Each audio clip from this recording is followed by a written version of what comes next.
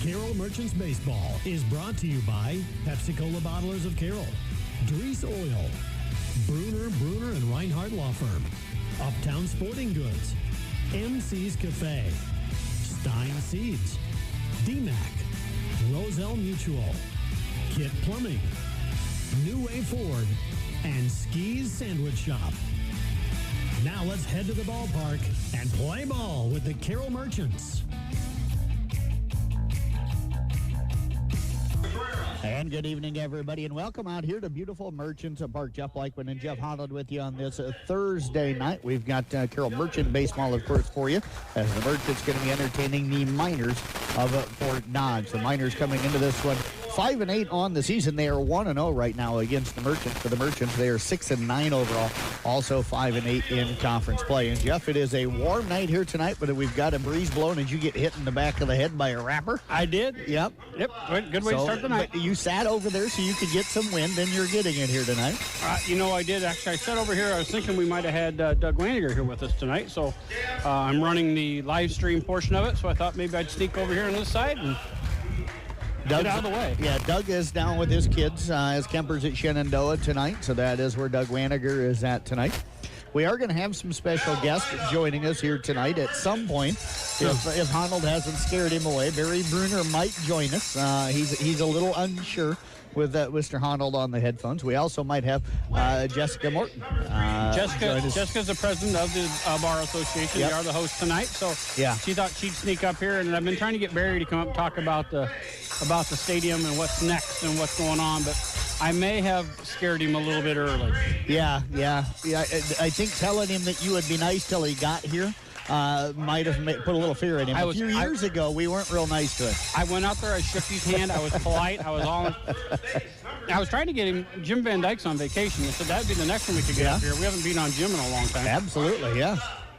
But he evidently thinks he's working hard enough to get a vacation, but I haven't seen him in a month, so I'm not sure if he's actually worked at all. Well, he's probably worked hard enough in a lifetime to take a month vacation. I won't argue that. Well, no, he's a lawyer. Yeah. We're going to tell you our starting lineups coming up here in a little bit. First of all, do want to thank Western Iowa Networks, though, for providing the phone or the Wi-Fi service for us here tonight. Again, you can get their 500 megabyte, their 1,000 megabyte, or their 1 gigabyte. You can get that free for 3 months.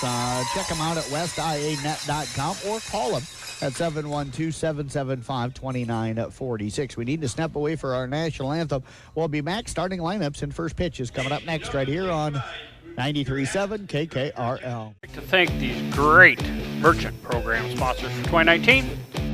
Commercial Savings Bank, Dries Company, Raccoon Valley Electric Co-op, Mid-Iowa Insurance and Real Estate, Charlie Steakhouse, Southside Lounge, Carroll Dental Associates, AAA Seeds, Barron's Construction, Roselle Mutual Insurance, Johnston Communications.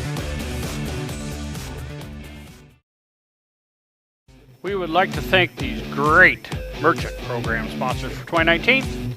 Bloomers Bar and Grill, Echo Electronics, Roman Stephenson Sons Construction, Gretaman Associates Insurance and Real Estate, Region 12 Council of Governments, Windstar Lines, Pro Auto, United Bank of Iowa,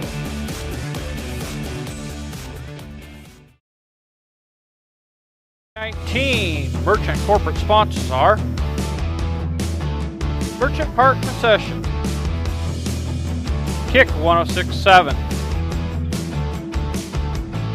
KCIM 1380 92.5, 93.7 KKRL. And now, on to the broadcast booth. The 2019 merchant corporate sponsors are Sparky's One Stop, Anytime Fitness, Ike Allen Distributing, Merchant Park Concession, Culver's, Giant Seeds, Pit Stop Auto Wash, Platinum Business. And now, on to the broadcast booth.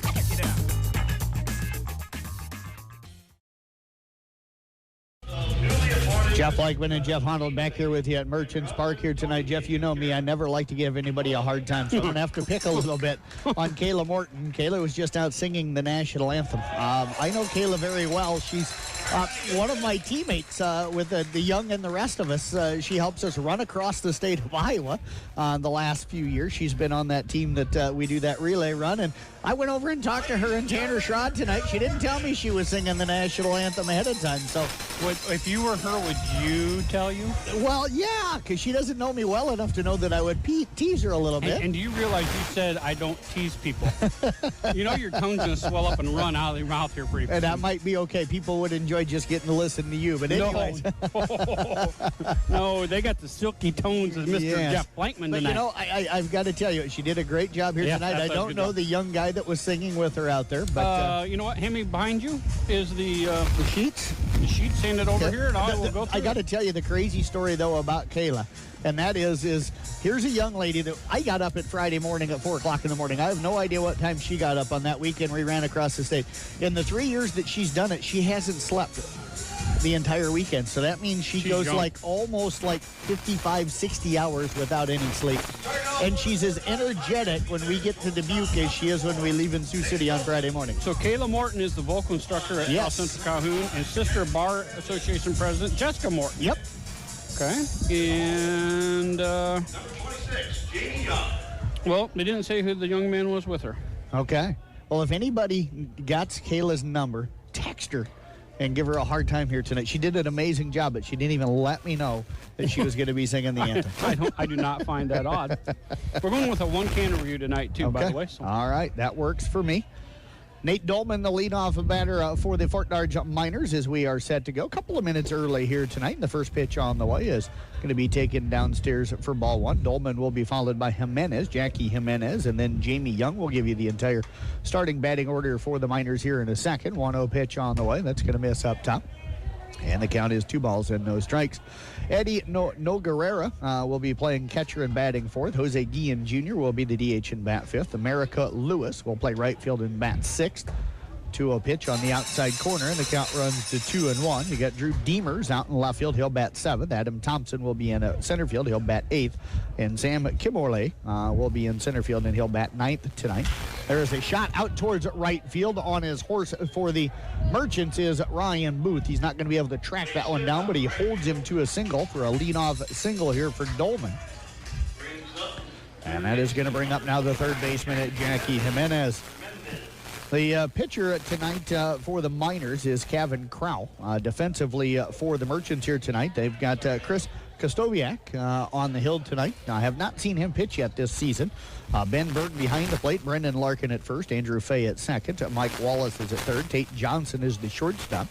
Reese Snyder in left, Christian Corton is in right or center field, and Ryan Booth, of course, out in right field. First pitch on the way is going to be a little number. It's going to be a one-hopper scooped up by the shortstop, and a throw by Wallace is going to be in time.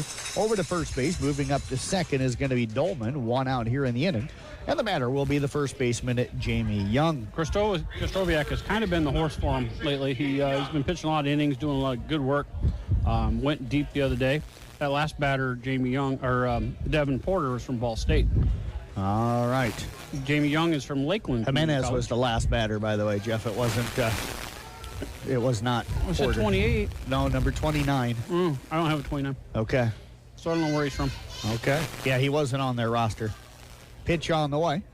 Going to be taken up and top from Jamie Young. You got to see that nice play out of Wallace, and that's been the one thing that this Merchant team has been showing a lot this year is just nice, solid defensive plays. Really cut down on those errors that they started with early in the year.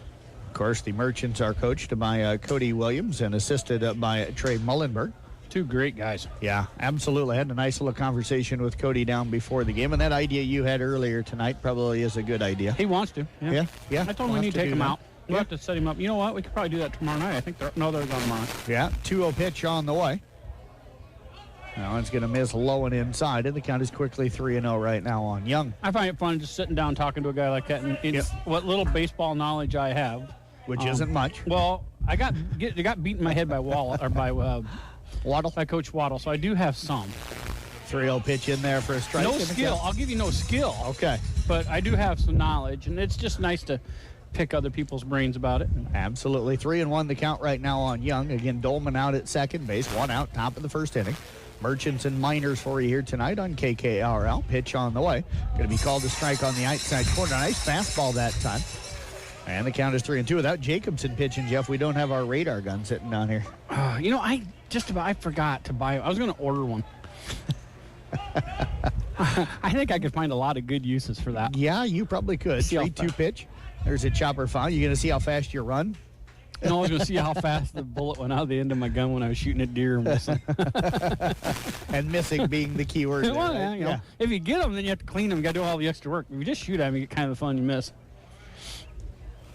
Wind blowing from right to left field here tonight and fairly strong. We're supposed to see later tonight anyway, after midnight, some gust around 30, but pretty much 5 to 15 to maybe 20-mile-an-hour winds here this evening. Oh, there is ball 4, takes that one up top. First walk issued here tonight for Kristoviak. And that's the one thing he's cut way down on are the walks, and that's been helping him a lot. That's going to bring up Eddie Noguerera, the catcher. He's out of Fort Dodge, Iowa Central Community College. Okay. We've had a few kids from the area go up there and play over the years. Yeah, it's a good school. Runners on first and second. They've pulled in the first baseman now a little bit. Playing in right now is Larkin. Can you believe Tom Brinks isn't sitting in the office tonight listening? I asked him how it sounded. Really? He's not in the office. Where is he? I don't know. I'm afraid to ask. Yeah, maybe he's actually golfing. 1-0 pitch on the way. Chopper over to Wallace. That's actually going to get over his head. We're going to get a throw from Reese Snyder. Play not going to be made at the plate as the throw is up the line a little bit. And Noguerera will pick up an RBI single. The scoring from second was Dolman. Jeff, no hesitation from Dolman that time. That ball took a high chop and was right over the head of Wallace, who was kind of ranging in between the third base and shortstop position. Ball got out into left, and Dolman wasn't going to slow down. He was going no matter what. Nothing he could do. He jumped all the way up, glove as high as he could go, and it just went over the top of the glove. And you're right, but you get that point, that the center fielder can't get it. You have a pretty good look at getting in. Jose Guillen Jr. The DH will step in now for the Miners. Pitch on the way, and that one is going to miss inside. The last time these two times met up, when I talked with Coach Williams, part of the problem was that they got down 5-0 right away, gave up a 5 spot in the first inning, and then tried to battle back, but never was quite able to do it. Thank you, Megan Neighborhouse. She told us that we're sounding good here tonight. Well, we don't sound good, but the certain sound's coming through good. One pitch on the way, 1-0 pitch is swung on and missed. Guillen Jr. is from Western Oklahoma State College. All right. Thanks for everybody that is listening, and I think we finally got this solved, how to run it through the radio into the live stream. And thank you to Johnson Communications for coming out and helping us with that. Absolutely. Jason and those guys, they're awesome out there, aren't they? Yeah. There's a chopper. That's going to be fouled down the third base side. As I thought, though, it was just a one-button push. That's what I figured. Yeah. Human error. Yeah. Operator error. Yeah. They just got to be smarter than the equipment you're trying to run. It doesn't work almost me. You know better now. I know. America Lewis is waiting on deck right now for the Miners. We've got 2 on, 1 out. We're in the top of the first. 1-0 Miners with the lead right now. Count is 1-2 on Guillen Jr. Oh, they got him hung up between second and third, but they got a balk. Yep. Got him on a Young balk. that time, Jeff dashed off of second base and kind of got Kristoviak kind of a little out of rhythm there, and he didn't step off properly. No. And they had him, but the balk will move the runners. I have seen coaches do that intentionally, but that was not intentional. He got caught, and it just, again, the pitcher's instinct, it's hard for them to remember to step off. 1-2 pitch on the way. There's a fly ball out towards deep left field. Snyder drifting back. The wind's got that one, and that is gone. A 3-run home run for Guillen Jr. And the Miners last time jumped up 5-0. They're up 4-0 with a 1 out here in the top half of the first inning on a 3-run blast from Jose Guillen Jr. Yeah, they do have some boys that can hit it a long ways, and that one, you don't have to hit it hard. You just got to get it up in the air and let it carry. And Reese was on his horse, and he ran back to the fence, but there's not much you can do when it goes over. Yeah, I had to look up and watch that one go. And, Jeff, he took a high pitch that time and just went with it and hammered that. I think he did get a little help from that wind, though. That flag out there might be 5 to 15 mile an hour down here on the ground. That wind might be blowing quite a bit stronger than that up in the sky, a little bit more up in the air. Lewis takes a swing and a miss, and the count is 0-1. Yeah, I got it at 13 right now, Okay. and I think it's higher than that. I think that the way that flag's blowing out there in center field, it might be a little stronger the higher you get up, of I was course. out playing golf for probably loving on a couple holes and cussing. That number 4 played long right in the wind. Oh, yeah, pitch on the way. There's there's another one gone. shot, and that one is gone. That one might land on a softball. Yeah, that one's got a chance. It would have, did. except for did it go inside the fence? No, but I don't know. I can't couldn't tell if it landed kind of outside of the foul territory fence or if it was on the field of play, but it did get into the softball diamond area. And a solo home run this time by Lewis, and it's now 5-0 in favor. There's the that 5 Miners. spot we gave him last time, too. Yep. Again, you just got to get that ball in the air here. It's going to go. I mean, there was a no-doubter on that one. Get it up in the wind with this, it's going to carry on out. 4 hits already in the ballgame. Drew Deemer's coming in. The left fielder will step in, and he'll take the first pitch in there for a strike. The count is 0-1. He is out of Dakota Wesleyan. Okay. Somebody was able to go in there and get the ball, so good thing it wasn't locked up over there tonight. That pitch is going to... They don't care. They just hop over. They just hop over the fence. Yeah, these young kids, I remember being able to do that when I was little. There's no way I would even attempt it today. I'd bend it in half. You just run through it. That might be easier. Yeah. 0-2 the count right now. And the pitch on the way. There is a fly ball. This one's out towards center That field, one's so gonna it's get going to be held up. playable by Corton. And Corton will make the catch for the second out of the inning. You know, and that one was hit fairly decent, but you saw it going against the wind, and that really knocked it down. So that right field, right center is going to be an awful tough shot to put anything out. Yeah, you get it into the air to left field, and you're probably going to have a lot of luck. If you can hit it dead center and let her drift, she's going to go. You can get to deep center tonight. Andrew Thompson, the second baseman for the Miners, will step in. First plate appearance tonight against Kostoviak. Pitch on the way. Fastball catches the outside corner, and the count is no balls and 1 strike. And he is out of Valley City State University. Is that in Utah? I believe North Dakota. North Dakota. All right. Valley City, North Dakota is the only one I know. Okay. Well, usually when I hear like Valley City, I think of like Utah. I don't know why. You're odd. Well, I am. That's why I do radio. 1-1 pitch. There's a line shot, base hit out to left field. Snyder will keep him to a single. That is the 5th base hit already of the inning for the Miners. They got him timed up tonight. Yep, and that's going to bring up now Kimberly. Brings up the center fielder, number 20, Sam DeMorley. Kamorley, they said, Okay. and he is from Lakeland Community College. All right. Nope, must not be his name. Must be, they're giving him crap down the dugout, so they must have been said wrong maybe up here. Okay. Yeah, he's a lefty, and he'll foul the first pitch off. They're having a good time with him. Okay. Again, the top of the order in the on-deck circle right now with 2 outs, so Miners have batted 9 so far here in the inning. Runner goes, and there's a shot out towards left field. Booth has got a beat on it, as that one was hit probably hard enough to be a home run on most nights, but that one died in that wind, and that will end the inning. But the Miners pick up 5 runs. They get those 5 runs on 4 hits. There were no errors, and they leave 1 runner left on base. We'll step away, take a break. We've got the bottom of the first in 1 minute here on KKRL. To thank these great merchant program sponsors for 2019, Commercial Savings Bank, Drees Company, Raccoon Valley Electric Co-op, Mid-Iowa Insurance and Real Estate, Charlie Steakhouse, Southside Lounge, Carroll Dental Associates, AAA Seeds, Barron's Construction, Roselle Mutual Insurance, Johnston Communications. We would like to thank these great merchant program sponsors for 2019, Anytime Fitness, Computer Concepts of Iowa, Court Street LLC, Lens Insurance and Real Estate, Litterdale Country Store, Carroll Glass, Market on 30, Merchant Park Concessions.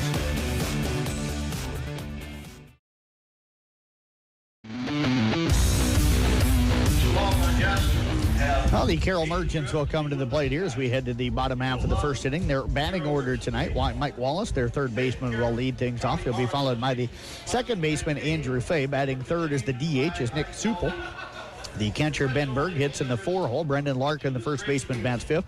Batting sixth and playing shortstop is Tate Johnson. The left fielder, Reese Snyder, will hit seventh. Playing center field and batting eighth is Chase Corton. And the right fielder, Ryan Booth, will hit in the number 9 hole.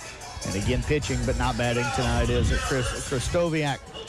Mike Wallace will lead things off for the Merchants here tonight. They'll be facing Kevin Crowell again for the Fort Dodge Miners. Eddie Noguerrero behind the plate. Jamie Young at first. Adam Thompson's at second.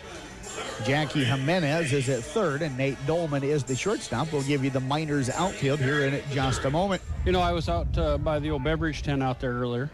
First pitch on the way.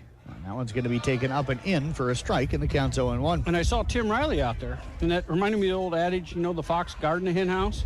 Okay. I said, that's like putting the fox inside the hen house when he's guarding the beer tent. Okay. So I'm not sure they're going to make any money out there tonight. 0-1 pitch on the way. There is a shot out towards shallow center field. That's going to drop in for a base hit.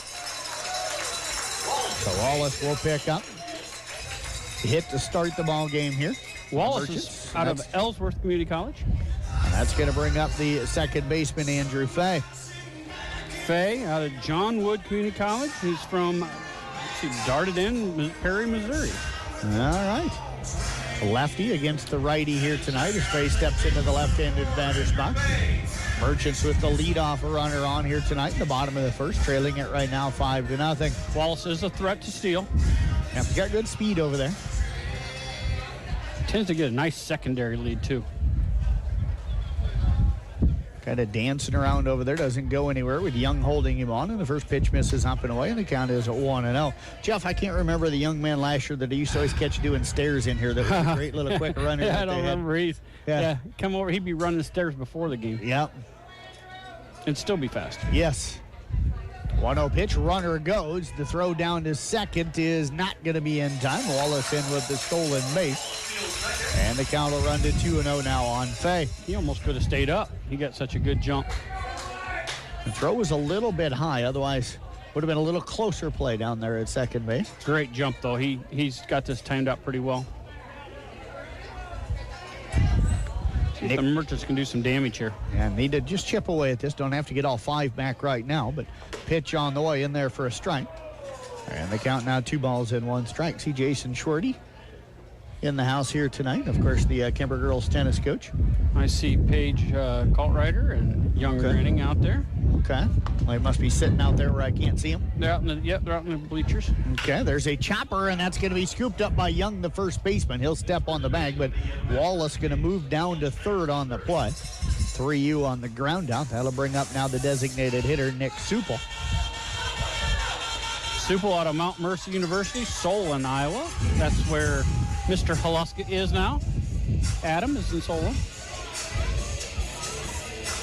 Supel, Jeff's got some good power. I don't know if he's got a home run yet this year or not. Yeah, I don't know. We don't get the stats. He's been striking the ball well. So you haven't gotten the password to get into the stats yet? Would you give me the password? Oh, yeah, you know what? I do have your password. I forgot about that. No, that's not for me, or I'd be in the stats.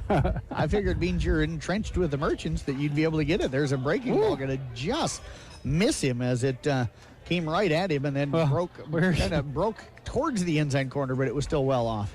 Where's our boy? He usually gets hit with those. Mr. Larkin, he's not due up for a little bit yet. Yeah, he's holding the iPad, filming. Larkin's got to be getting close to 20 now.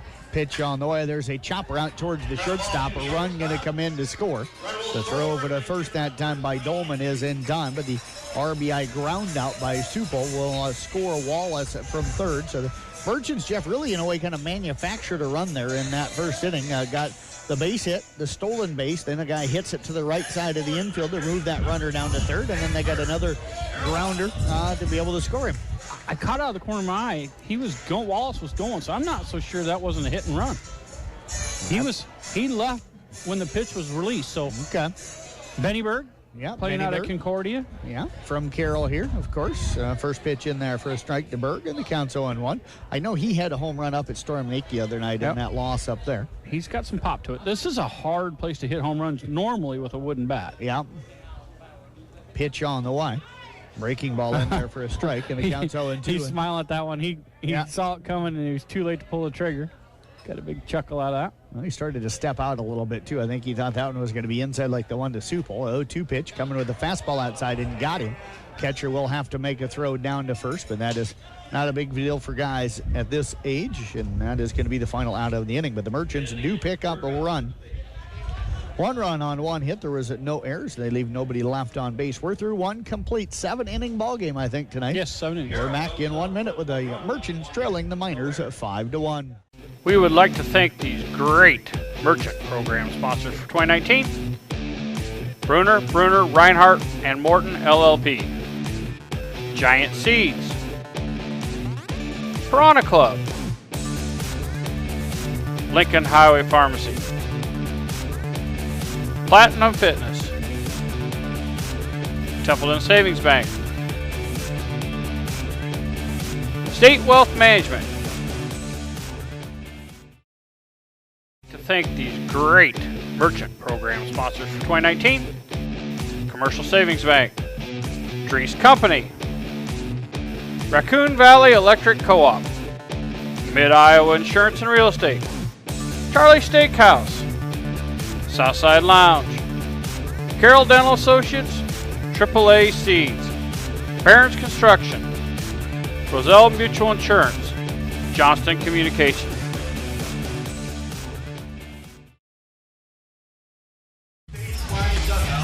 Top of the order due up for the Fort Dodge Miners as we head here to the top half of the second inning. Miners again getting 5 runs in the first inning. Lead it right now by a score of 5-1. Jeff Blankman and Jeff Honnold with you here tonight. I know you say that I pick on Barry Bruner, but he was just selected to play the Culver's Cone Zone thing. Okay. And that's usually kids about the size of my knee. Okay. So I'm not the only one that reaches out there and wants to pick at Barry. So Barry's going to be trying to get a free ice cream out of the deal. Okay. Well, So it's good not for just him. me. We'll have to. Maybe we won't take a break that time. We'll stick around and do a little play-by-play You know of what? Barry's I attempt. might leave it. I need another Turn the camera turned on him. Yeah. Dolman singled and scored his first time up. This time he's going to pop one up out towards shallow right field. Coming in is going to be Booth. He'll call off the second baseman, Fay. He'll make the catch. Fay had drifted quite a bit back and looked like he had a bead, but Jeff, so much of an easier play for the right fielder to come in and make that play. Wisely, Booth able to call him off and make it look pretty easy. Again, that wind just knocks it down. I see John Perrin's lovely grandchildren in the house today. Yeah, nice. And that's going to bring up Jackie Jimenez. He grounded out to third on a roller over to Wallace his first time up. And the pitch on the way. Breaking ball going to miss up top for ball 1. And we don't know where Jimenez is from. Yeah, he's not on their roster, so. The 1-0 pitch misses low and away, and the count runs now to 2 balls and 1 strike. I know we had one last week, and the PA announcer, Mr. Tom Hallcap, called him no number, no name. Yes. Or no, he called him name, no name. No name player. Yep. There's He a is chopper entertaining. back towards the pitcher. Stoviak will field that one's going to flip it over to Larkin at first. And there are 2 outs here in the inning, so a much better start to this inning for the Merchants than back in that first inning as Jamie Young will come in. Young walked his first time up and did score on that 3-run home run by Guillen Jr. Dude, I'm kind of anxious to see Larkin get one up, and he's been hitting him down left field. See him get one up in the air. That thing should carry tonight. He's got some pop.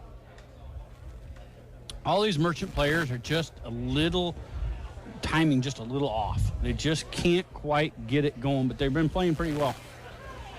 Now, some of that could be still trying to adjust to that wood bat, I would imagine. They tell me it's unforgiving. Yep.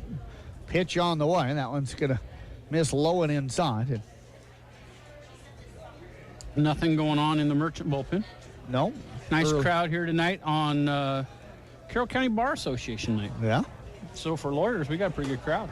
Pitch on the way in there for a strike. I was waiting for you to make a comment. Normally, I try to run away anywhere. There's going to be a whole bunch of lawyers, but Yeah. this is a pretty good group here. I was going to say, how many of these guys and gals have defended you at some point or another? None, but I know a lot of them. One fun pitch. Chopper over to Wallace at third. He'll scoop and throw. It's a little high. Larkin goes up and gets it. Lands on the bag. Still tags the runner out for good measure. And it's a 1-2-3 inning for the Miners here in the top of the second. No runs, no hits, no errors, nobody left. Miners lead the Merchants 5-1. Bottom of the second. 1 minute away here on KKRL. 19 Merchant corporate sponsors are Merchant Park Concession, Kick 106.7,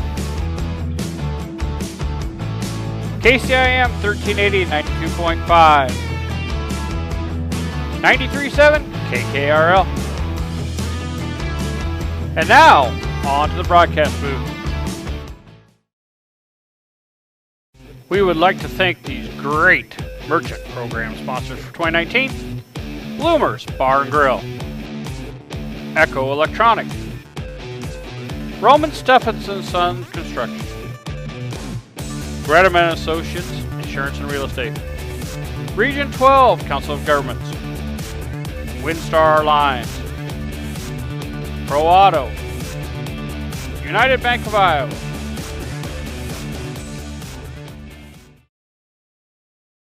Go Merchants.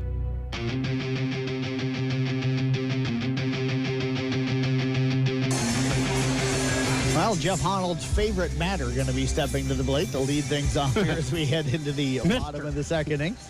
Brendan Larkin. Make sure you put a Mr. in front of his name. Mr. Brendan Larkin He's going to a step in. great guy. You know, here's a guy that's gotten plunked almost 20 times this season, and he just takes it. You know, he's one of those guys that doesn't get upset about. He doesn't like it, but he doesn't get upset about it. And you know, he looks intimidating, but he's a really nice young man, and I'd love to give him a little static. And of course, we pick on his brother because his brother was a manager here for a year. Oh yeah.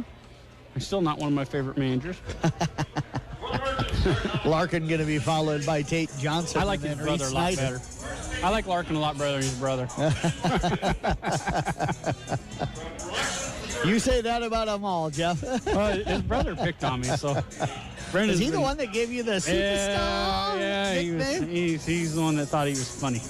Well, I still like that one. I throw it out there every now and then. Yeah, and you usually get hit when you do it. Truman State University out of Florissant, Missouri. Larkin going to take the first pitch, a low and inside for ball one. The Merchants first baseman. See if he can pull one, get one up here in the air. That thing will carry. That might actually hit the press box over there. Softball diamond. 1-0 pitch coming up. That one's going to miss up and in, and the count runs now to 2 balls and no strikes. Now, that one would have hurt if it had hit him.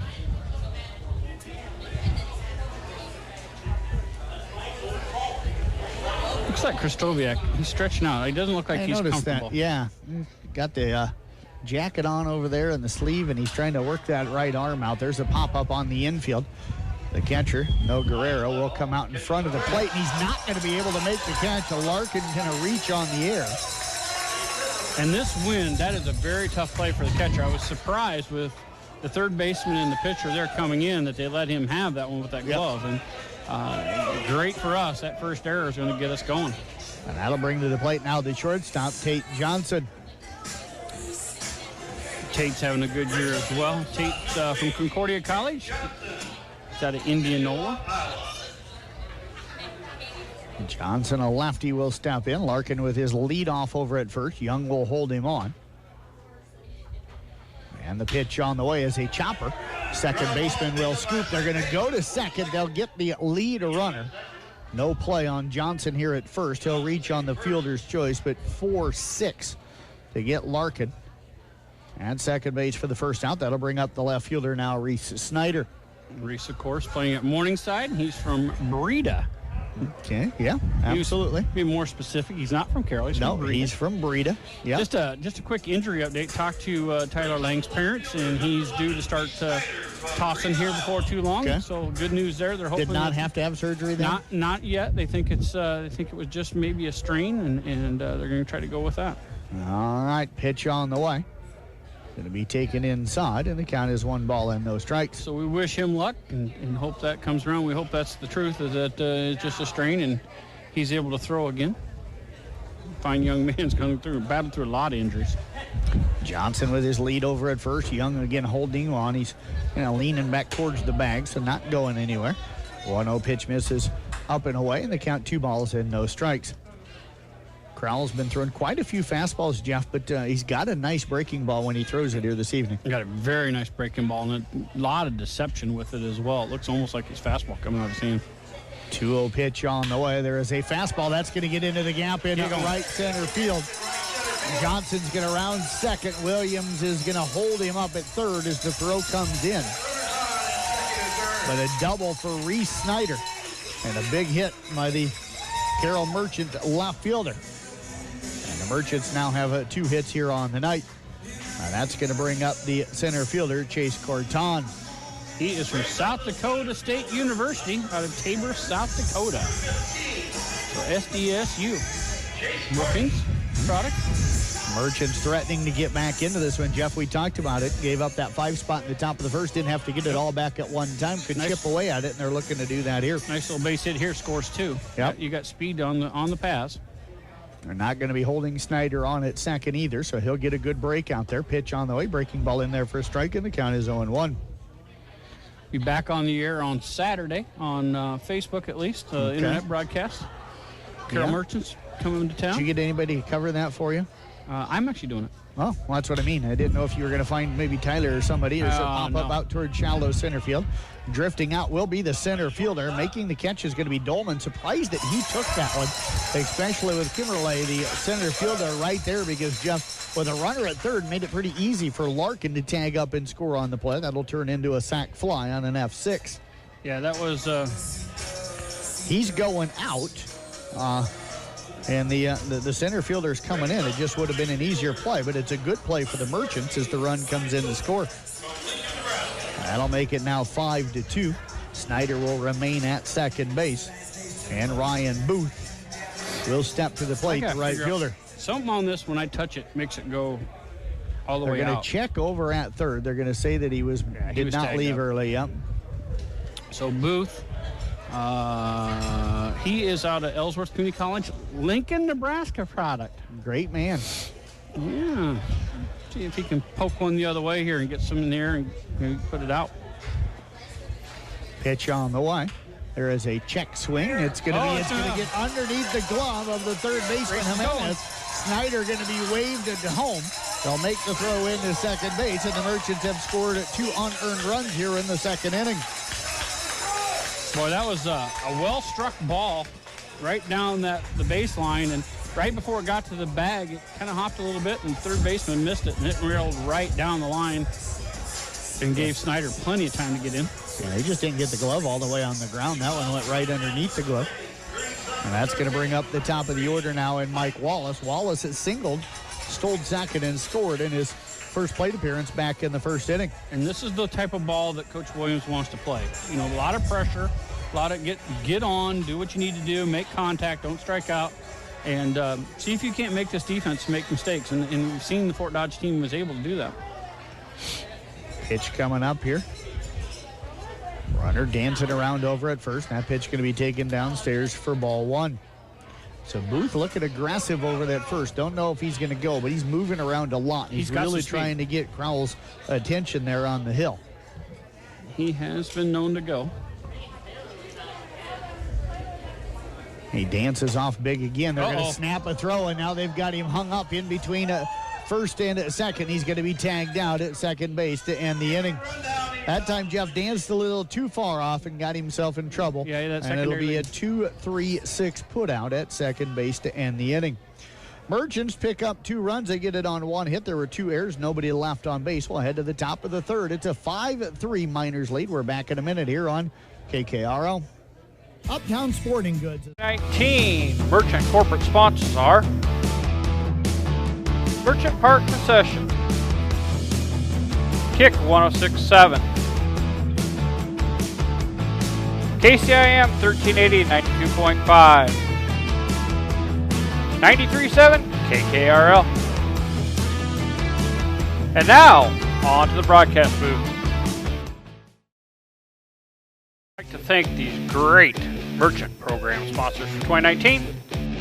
Commercial Savings Bank, Dries Company, Raccoon Valley Electric Co-op, Mid-Iowa Insurance and Real Estate, Charlie Steakhouse, Southside Lounge, Carroll Dental Associates, AAA Seeds, Parents Construction, Roselle Mutual Insurance, Johnston Communications.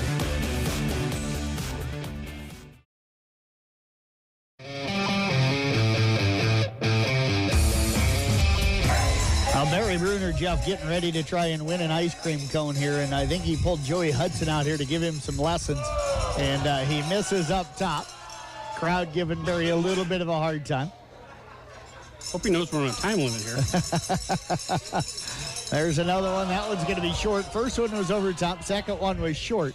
And now I think he's going to have Mr. Hudson throw for him here. I don't know if this is going to count. And Joey Hudson throws it over the top as well. So that is going to be it. And Barry not going to be a winner here today. I'm sure, Jeff, if we get him to come up and chat with us, we might have to have a conversation about that. Oh, I don't know if we have to do that. Eddie No Guerrero will lead things off. Jose Guillen Jr. and America Lewis are the scheduled hitters here. I do have to mention that is the first person not to get one all year. Really? Actually, in the 2 years. Wow. Even the little kids get it. So Barry's the first person I've seen not win. Wow. That'll go down in the record books. We got to make sure he knows that, too. Yeah, absolutely. Got a note for you here. Go ahead and call this. All right, first pitch on the way to No Guerrero, taken up top. He single driving in a run and scored back in the first inning in his other plate appearance. I want to say, give a shout out to Adam Thompson's parents. They are listening in. There's a shot foul.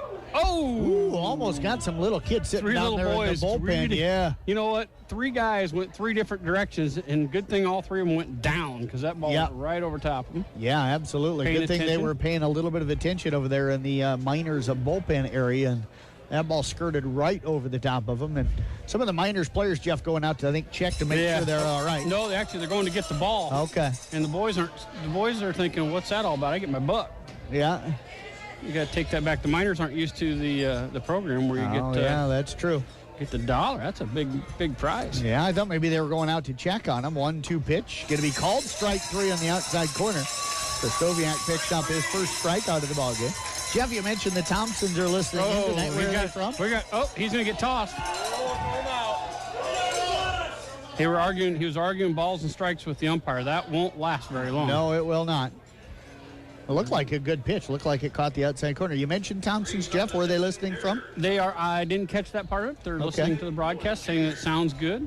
Okay. I need to get their hearing checked. Yeah, anytime you're on. Jose Guillen Jr. will step up. He's going to pop one up on his shallow right field. And again, Booth's going to call off the second baseman, Fay, and he'll make the catch. The right fielder making a long run in there, makes the catch, and there are 2 outs here in the inning. And then he whips the ball at Fay, and Fay just barehands it. So you're having a little fun with each other. And that's the nice thing is that, they continue to have fun out here. That's what this is about. You're playing a game, but you're trying to get better, and they're having a good time playing baseball in the summer. Americo Lewis hit a solo home run. Now, as part of a back-to-back home runs for the Miners in the first, he'll step in. And there is a chopper on the infield. That's going to get out. Nope, it's going to be knocked down by the shortstop. Yeah, good job by Johnson. Yep, there would have not been a throw over to first, so that's a base hit. 5th hit of the night here tonight for the Miners. That was a good hit, and that was just deep into the hole, and a great job of knocking it down and holding to a single. Well, that's going to bring up Drew Demers, the left fielder. He flew out to center field his first time up. Out of Dakota Wesleyan. 1 on. And we've got the runner over at first real quick, Jeff Lewis. I think he cramped up a little bit. He cramped up or something, or he twisted the ankle as he came across the bag. He's trying to stretch out that right foot area and right calf area, and he says he's all right. He's going to go back to work. Here is Barry Bruner walking underneath the broadcast area here at beautiful Merchants Park. We could have used your help this afternoon. I don't know where you hit on me. What? You could have used my help? Mm-hmm. You didn't let me know. First pitch on the way. There's a chopper over to third. Wallace, it's gonna eat him up a little bit. That's gonna get out into left field. So Lewis will move down to second. Demers on in the air. And that's gonna bring up the second baseman, Adam Thompson. Well, we got a little shout out here from our buddy Johnny Biter. Hey. Our condolences to Johnny. His absolutely. Brother passed away, but he's listening, said we sound good. Again, Johnny, you need your hearing checked. Adam Thompson singled his first time up, was eventually stranded over at first base. And we got a lot of games coming up. Yeah, there's a chopper foul. And the count is 0-1. Playoff season coming around the corner. Yeah, July 8th. July 8th, all the softball playoffs get underway. Then July 13th, we have all the baseball playoffs, so it's going to get crazy busy. I was filling in my schedule and noticed there's not a lot of days off. No, not for the first few weeks. I might have to hide next week. And then we'll have the Rewind All-Star game, probably around August the 4th. Pitch on the way. There is going to be a shot. That's going to be a base hit out into left. They're going to wave the runner. Snyder's throw is going to be up the line a little bit, but in time, and they're going to get him out at the plate. Throw. Snyder guns him down from left field for the final out of the inning. I was shocked that they were looking to send him on that one, but the Merchants get out of trouble here in the third. No runs on two hits.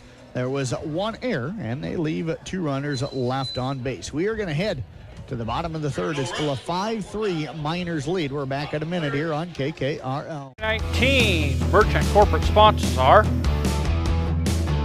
Merchant Park Concession, Kick 106.7, KCIM 1380 92.5, 93.7 KKRL. And now, on to the broadcast booth. We would like to thank these great Merchant program sponsors for 2019. Bloomers Bar and Grill, Echo Electronics, Roman Stephenson Son Construction, Gredeman Associates Insurance and Real Estate, Region 12 Council of Governments, Windstar Lines, Pro Auto, United Bank of Iowa.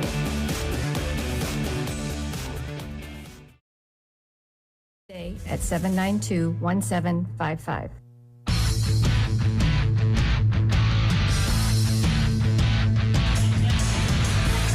Merchants will have Mike Wallace, who is at the plate in the second inning. When the inning ended, he'll lead things off to the top of the order to up for them. Wallace, Fay, and Nick Supel.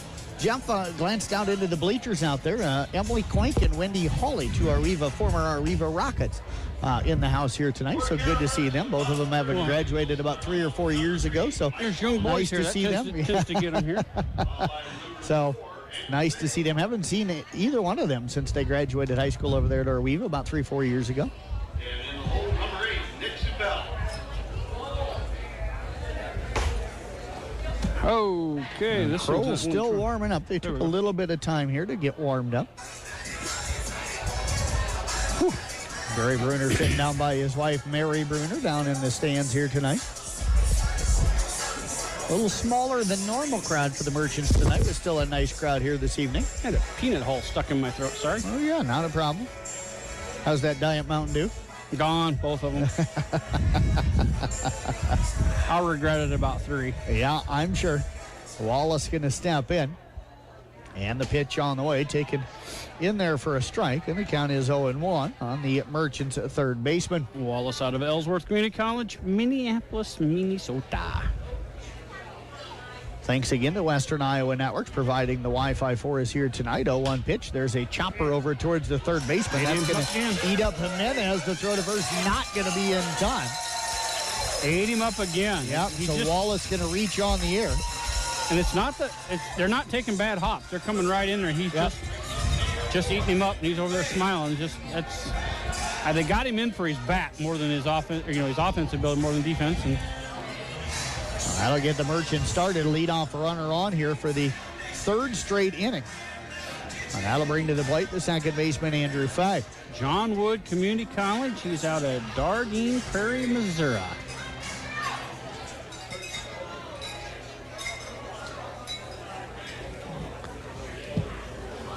And the first pitch on the way. Line shot, base hit. That's into the left center field gap. Wallace, it gets by the center fielder. Wallace going to come around third. He's going to dig for the plate, and he'll score on the play. Really nice job that time of Coach Williams picking that up. Wallace running all the way on that play, and Coach sent him, and then once he told him to go, he looked back and caught Fay and told him to hold up, so they threw it in second. But again, really nice base running and a good job that time of Coach being aggressive like he always is, and we got it down to a 1-run lead now. Yeah, another unearned run scored for the Merchants here tonight, but they are now down, as Jeff said, just 5-4. Again, thanks to Western Iowa Networks. You can sign up right now for their 100 megabyte, 500 megabyte, or 1 gigabyte and get 3 months free. You can also sign up online at westianet.com or call them at 712-775-2946. Nick Supel at the plate. And the pitch on the way. Check swing did not go around, and the count is going to be 1 ball and no strikes. And not only are they providing the Wi-Fi here, but we're also hooked in and we're streaming this video. So yeah, we chew up a lot of data here, and no hiccups. Everything runs great. Yep. Just a great company to work with, Iowa Networks. And then also Johnson Communications. They've supplied all the equipment here so we can stream. So thank you to them. They're located over by Select Verizon Wireless. 1-0 pitch is going to be swung on and missed. Count runs to 1-1. Supel grounded out to short his first time up, but did score Wallace on the play. That was back in the first inning, so he's got an RBI on the night. Supel going to step out. He's going to take a couple of deep breaths, and then he's going to step back in. Headley family in the house here tonight. Yeah, absolutely. If he makes good contact here, he can give this one a ride. He can actually put it out. He's made really good contact lately. So hopefully he squares one up here and gives it a ride. Tell you what, Kroll taking a long time out on the hill on this pitch, and there's a chopper again out towards short. And the throw over to first is offline a little bit. Supel going to be tagged out on the play. Moving down to third is going to be Fay, and Jeff Fay doing a great job that time. Kind of danced over the top of the ball and then jumped over it and tried to block Dolman, the shortstop's vision of the ball, as long as he could without getting hit by it. Yeah, and I think it did affect the throw over to first, because he didn't get his timing down, so he rushed it over there and just not able to make a good throw, which was good for us. And that'll bring up the catcher, Ben Berg. He struck out in 3 pitches his first time up. Ben will step in, infield drawn in with the tying run at third, and he'll swing and miss at a breaking ball, and the count is 0-1. Ben was trying to put us in the lead right with one swing, and now the breaking ball has not been as dominant as it was in the first inning. He's flattened it out here, so our guys are making pretty good contact. Jeff, surprised here in a way that the infield's in. They kind of, it's almost like you get the sense they don't know if they're going to score much more than the 5 they have on the board right now. 0-1 pitch on the way, swung on and missed, and the count runs to no balls and 2 strikes on Ben Berg. I know you got the tying run over at third, but we're only in the 3rd inning. I know it's a 7-inning game, but it just seems odd to draw that infield in this early in the game. Krzysztofiak has shown that he can shut people down. Yep. So, and I think he pitched against them last time, so they've seen him be dominant. 0-2 the count right now on Berg. 1 out, runner at third. Pitch on the way. That's in the dirt. It's going to get away, and then Merchants will score the tying run on the wild pitch. Well, that's an easy way to do it. Count runs to 1-2 now on Benny Berg. That gets the cowbells going. Yep. Yeah. You know, I haven't noticed them as much sitting over where you're at, but I really noticed the cowbells here. Now, they've been more active tonight. I noticed that right away. And we got a bigger group here tonight. I don't know if it's because it's warmer tonight that they're just more active or what, but they've been a little more active here tonight. I don't think they've had more lubrications. There's a breaking ball, chop back up the middle. Dolman will range behind second, scoops, throws, and gets Berg out over at first base for the 2nd out of the inning. That'll bring up now the first baseman, Brendan Larkin. He popped up right in front of home plate his first time up. It was dropped, really, not made by the catcher. Kind of misjudged it a little bit, so he reached first and was eventually forced out on a ground ball to second base. That was all back in the 2nd inning. I'd really like to see this young man get a hold of one. I think that ball will go forever. So Mr. Larkin will step in. 2 out, nobody on. Tied here at 5 apiece. And a pitch on the way is in there for a strike, and the count is 0-1. Well, that was on the outside corner. He's not used to anybody pitching him outside. Everybody jams him. Hasn't happened much, that's for sure. 0-1 offering, swung on and missed, and quickly the count is no balls and 2 strikes on Larkin. And that one that dropped right off the table. So now he's got his breaking ball working again. It's coming in there about the same speed and then just dropping.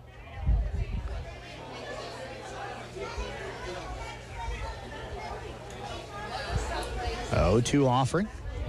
Breaking ball misses low and away.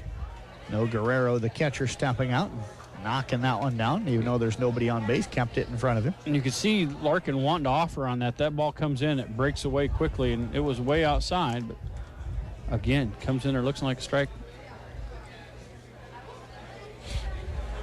1-2 pitch as the wind continues to blow right to left. There's a chopper down the third base line. It's going to be knocked down by the third baseman. The throw not going to be in time. An infield single for Larkin.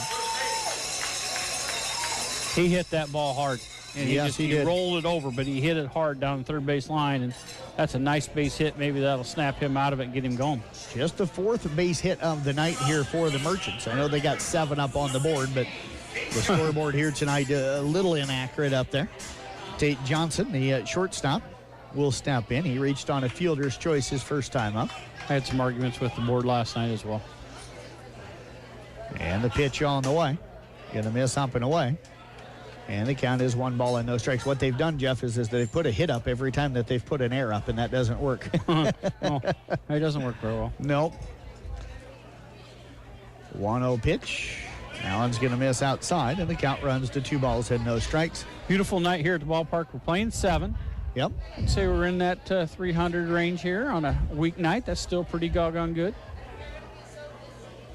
On one of the first hot nights of the season. Yeah. Tomorrow going to be worse, and then Saturday there's a hard chopper. That's going to get off Young, the first baseman. The throw to first not going to be in time because Crowell didn't get over and cover. He did not get to the bag. He was there, but did not get to the bag. So Johnson going to reach on the air. Johnson not happy with himself on that hit. Yeah. Got out in front of that one, but he hustled down, got on there, so now he got runners first and second. Yeah, Young limping around over there at first base. He took that one right off of the knee and shin area, so that's going to bring up Reese Snyder, who doubled his last time up. And Crowell right now, Jeff, if I'm him, I'm getting frustrated on the hill. Yeah. It's hot. You don't want to be out there throwing extra pitches, and your defense right now is letting you down bigger than anything. How many errors do you have on them already? Let me see here. They're showing 4, but I'm thinking there's more than that. Yeah, they've gotten 5 so far here in the game. 5 plus a wild pitch. Yep. So, there's a lot of free bases and a lot of free runners, and that you're right. That you look at it, we got a score of 5. You know, and that's the difference. Walks and errors, and that's what coaches Williams is trying to do here. Is he wants to put pressure, make contact. You don't have to hit the homers. Just keep that train moving. Yep. And keep putting pressure on this defense, and they make mistakes. Make defenses field the ball. They don't all do it very well. Runners at first and second, 2 out, and the pitch misses low and inside. No, Guerrero goes down and gets it, keeps it in front of him. That'll keep the runners from advancing. And the count is 1 ball and no strikes. We talked about where they had the infield in, and part of it might be he's worried about how his defense is going to hold up with this offense keeping attacking him. And you don't know what he has left in the tank for pitchers. They're playing again tomorrow night, so he may be low on pitch count. 1-0 pitch taken away. Oh, no, we're going to call that one a strike on the outside corner. That's the widest the zone's been here tonight. Yeah, that was a new strike. Yeah, and the count is now 1 ball and 1 strike. Really comfortable in here in the stadium with the shade. It is. Got a nice little breeze blowing through. 1-1 pitch. Check swing. Going to check out with the second base hump, and he's going to say he did not go around. So I did hear something funny today. John Ryan was on Given the Weather. Yeah. And he mentioned how it was going to be in the 90s. He said it was Jeff Blankman weather. Absolutely. I like this kind of weather. And then he decided he still might be wearing a coat. Yeah, I did. I wore a hoodie at the office today. Unbelievable. I was trying to see how low my air conditioner would go today. 2-1 pitch. Misses up and away. I will admit, I did go out yesterday about 3 o'clock when it was about 90 and wanted to do a 3-mile run. I got 2.5 in and had to shut her down and then walk the last half mile. But today I did get a 3.1 in. So I went down and tried to run. My ankles bugged me, so I walked. Shut her down early, though. 3-1 pitch on the way. There's a chopper out towards the second baseman. Thompson will scoop the throw over to first in time to get Snyder. And that is the final out here of the inning for the Merchants. So they pick up 2 runs. They get those 2 runs on 2 hits. There was 3 errors, and they leave 2 runners left on base. We are through 3 complete. We're tied now at 5-5. We'll be back with more Merchants baseball coming up next right here on 93.7 KKRL. I'd like to thank these great Merchant program sponsors for 2019. Commercial Savings Bank, Dries Company, Raccoon Valley Electric Co-op, Mid-Iowa Insurance and Real Estate, Charlie Steakhouse, Southside Lounge, Carroll Dental Associates, AAA Seeds, Barron's Construction, Roselle Mutual Insurance, Johnston Communications. 19 Merchant corporate sponsors are Merchant Park Concession, Kick 106.7, KCIM 1380 92.5, 93.7 KKRL. And now, on to the broadcast booth. Carroll Merchants Baseball.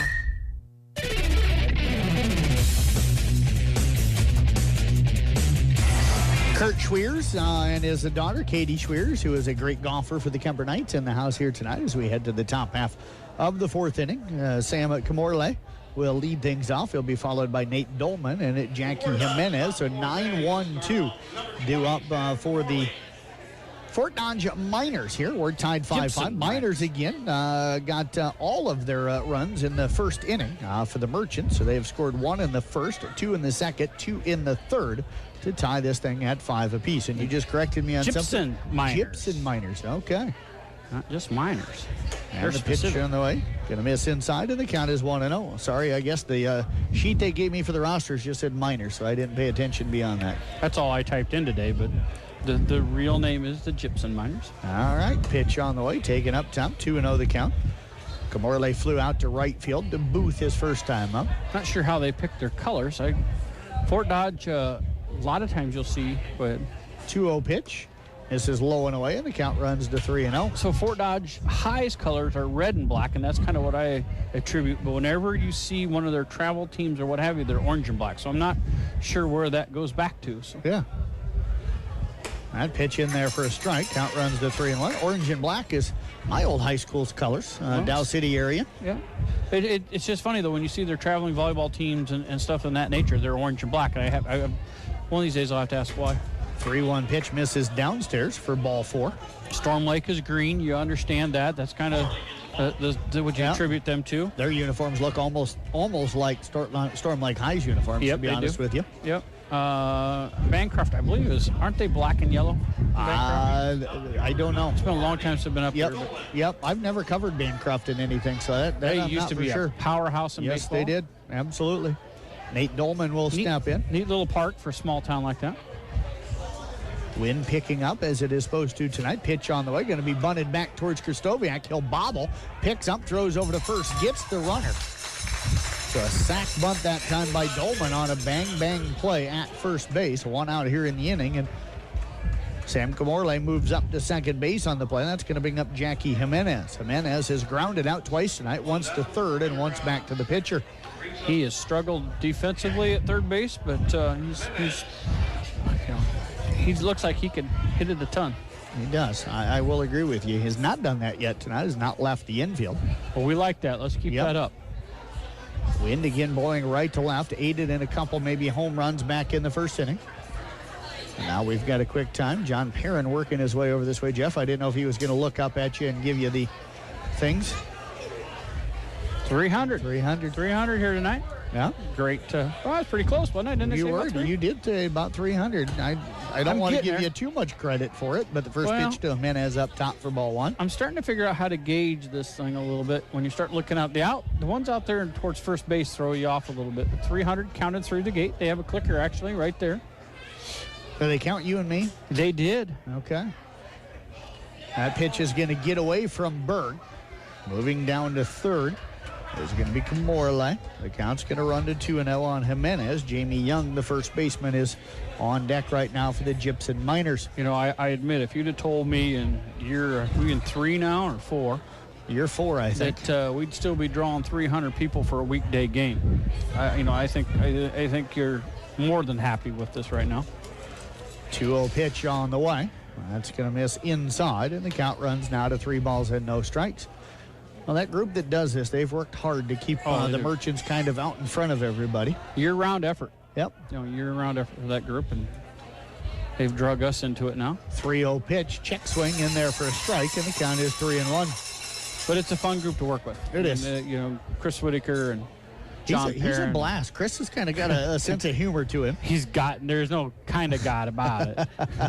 G-man. It's kind of a smart alecky sense of humor, but it's a sense of humor. There is ball four. You keep saying kinda. There's no kinda about it. He'll admit it. Jim Allen and Jim Gossett on there. Yeah.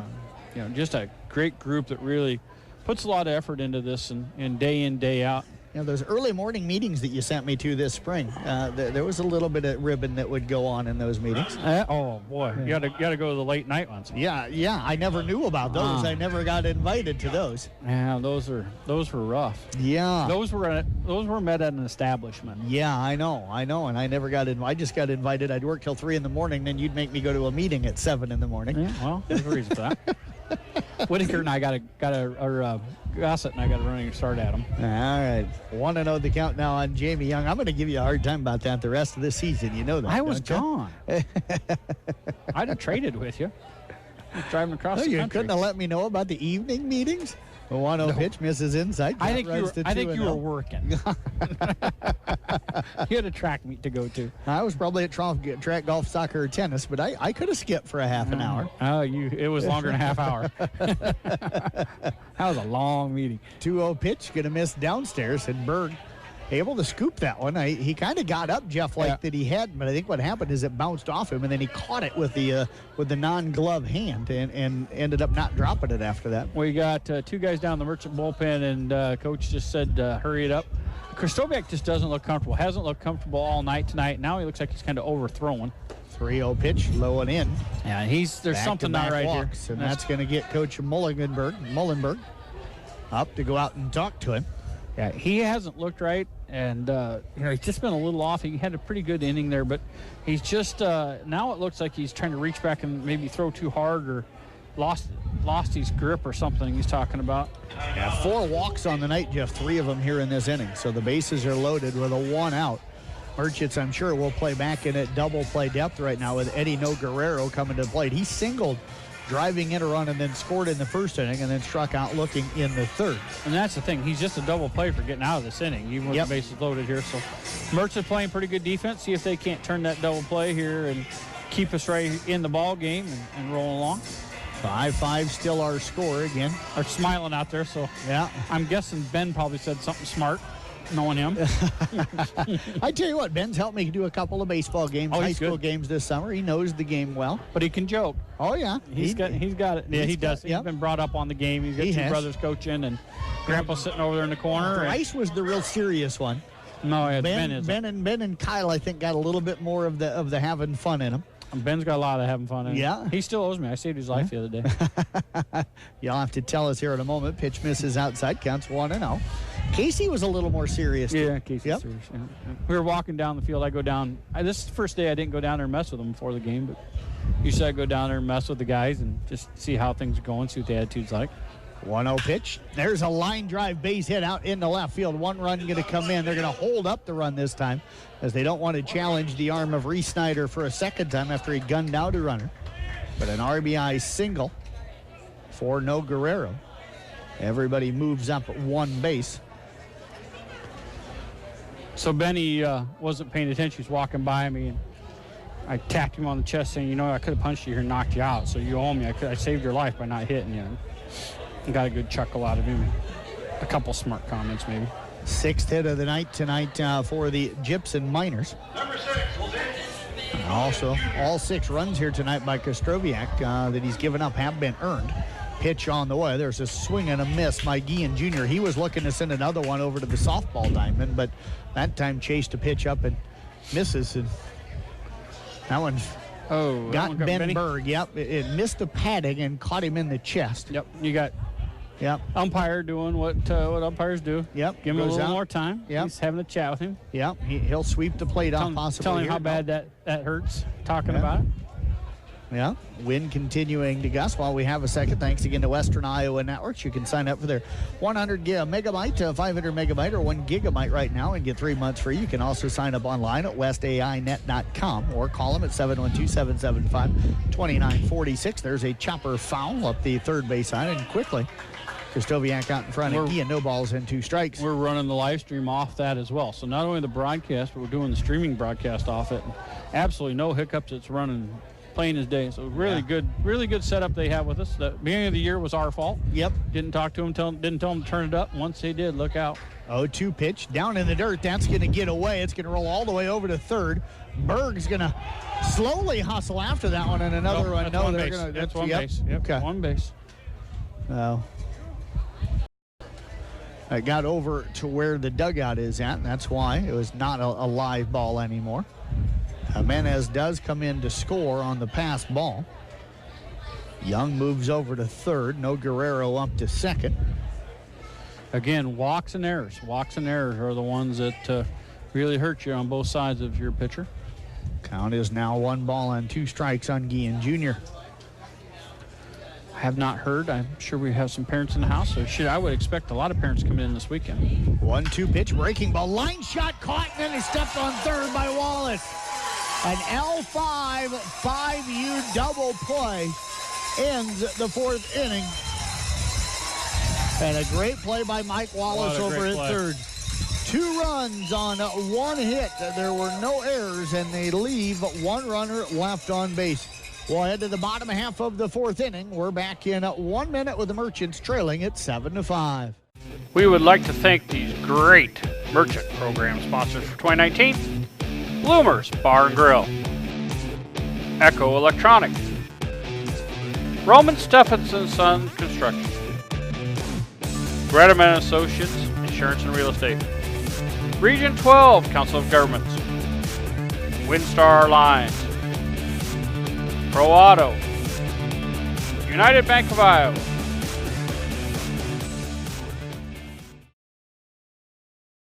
I'd like to thank these great Merchant program sponsors for 2019.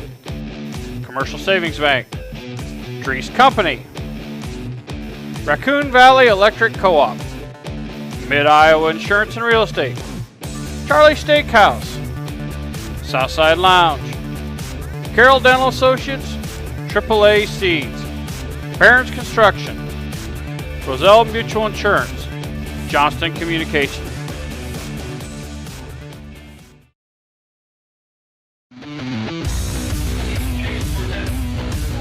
Well, Jeff, the Merchants got into a hole early in the game, slowly dug themselves out of it. Now back in a hole here, trailing at 7-5 as we head into the bottom half of the 4th inning. They've got to have confidence that they can climb back out of this one here. Yeah, they do, and they will. They're just one of those deals that they just made a couple bad throws, and that's what happens, I guess, when you're struggling. Corton, Booth, and Wallace are the scheduled hitters here in the inning for the Carroll Merchants. Corton has a sac fly out into shallow center field, caught by the shortstop. That scored a run back in the 2nd inning in his only other plate appearance here tonight. And Jeff, the Merchants back in action, you said tomorrow night on the road though, right? Yeah, they are at Fort Dodge. Okay. So they're going to be heading up there.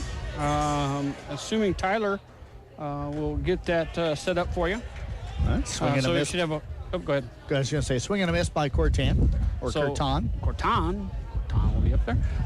Tyler Bruning, the intern this year, he's been traveling with the team. He missed yesterday. He wasn't able to travel. 0-1 pitch is a shot out towards left center field, and drifting over and making the catch is the center fielder Camorle, and that is going to be the first out here in the inning. And it's going to bring up the right fielder Ryan Booth. He reached on an error his first time up. Is he not available Saturday night? No, he's not available to do it. Not available to take over the stream. So okay. So, but he'll have. I know Nick would love to have you there. Yep. No, I've had a couple of discussions with Nick. So. Yep. Just not working out. We want to make sure we get this coverage for you guys. Pitch on the way. There is a foul ball. One of our broadcaster, Nick Brinks, is going to get married. Going to get married on Saturday, yeah.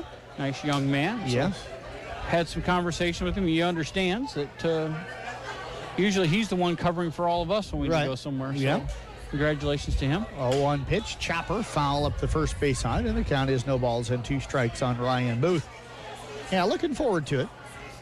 Yeah. Weddings up in the Lorenz area. Got the Hacker family in the house. Jeff, I haven't seen them guys much this he's been season. hanging out in the right side bleachers here. All right. It's been kind of nice.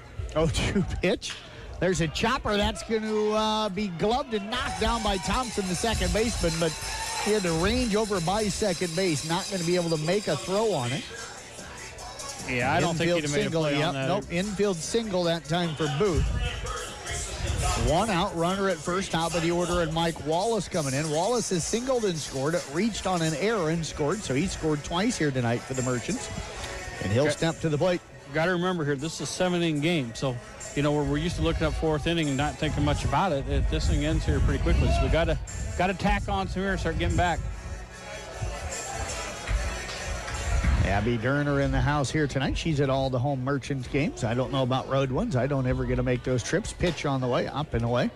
And the count is 1-0 now on Wallace. I know we do have a nice contingent that does go on the road.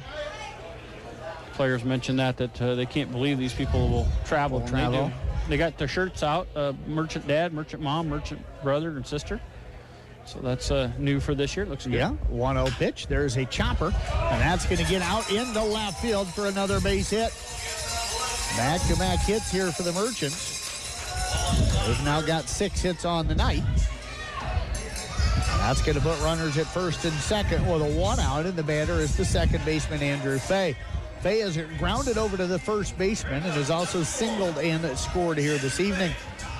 He's got a lot of speed, too, so he can get on in a lot of different ways. That pitcher taking a little time getting back on the mound there. And Fay taking some time getting into the on-decks or the batter's box. I think you as want well. to listen to his song. Yeah, probably let that music play. Maybe both of them like the song. Who knows? Pitch on the way. There's a chopper foul up the third base side. Coach Mullenberg kind of went towards it for a moment, then thought it was a little too far away and just left her roll. Looks like everybody that was down in the bullpen is warmed up and ready to go for the Merchants. No activity going on in Fort Dodge. Wind still blowing, folks, tonight. It's been pretty strong from right to left field. It hasn't really impacted the game much since the early first or second inning of the game. Pitch on the way.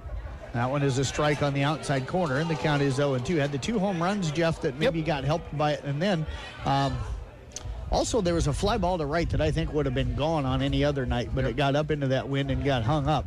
And it doesn't, the flag is not whipping nearly as much as it was early. Yep. 0-2 the count right now on Fay. Jeff, got to give a quick shout out. Reagan Gherkin tore her ACL at the end of the soccer season. Just had surgery, so she just came in on crutches. Just had surgery on Monday. So fun kid. Yeah, absolutely. Good to see her here. Mara Slattery helping her probably get around a little bit. So like to give her a lot of statics. Oh, it's yeah. Fun to be with. Absolutely. That pitch is going to miss low and inside, and the count 1 ball and 2 strikes. So see my hopefully she'll have a quick recovery. Cousin Pete Sherbin sitting over there. Yeah. Pete doesn't get out a lot, so it's nice to see him at the ballgame sitting over with Denny Burke. I saw Denny earlier. I don't see him now. He's down the corner right beside him. Oh, okay. Okay. Oh, yep. Nope. Now I see him. Runners at first and second. We've had a lot of kind of out of the batter's box, off of the mound, off the rubber kind of dead spots here, folks. So that's why we haven't had a pitch for a little while. 1-2 pitch coming up. There's a chopper over towards third. This could be trouble, and again, it's going to be bobbled. And Fay going to reach on the air, and the bases are loaded. Jimenez having a ton of trouble over there at third base. Yep. I know we have 1 out here, but you almost have to think about laying down a bunt that side the way he's struggling. But, I don't know if he can get to make the play. That's his third error here tonight over at third base. Bases loaded for the Merchants here, and Nick Supple will step to the plate.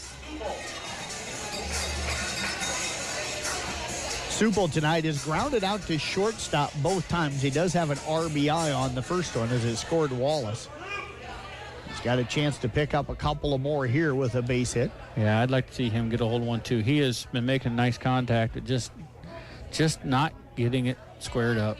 Pitch on the way. There's a swing and a miss. Got him to chase a breaking ball down in the dirt, and the count is 0-1. Demers, Jeff, is maybe 10 steps from the warning track out there in left field. So That's where I would be. Yeah. He can ride it that far out. If he hits it hard here, it's certainly going to get. If it's going to get over his head, it's going to be a home run. Let's just put it that way. Yeah, he's not going to get beat deep.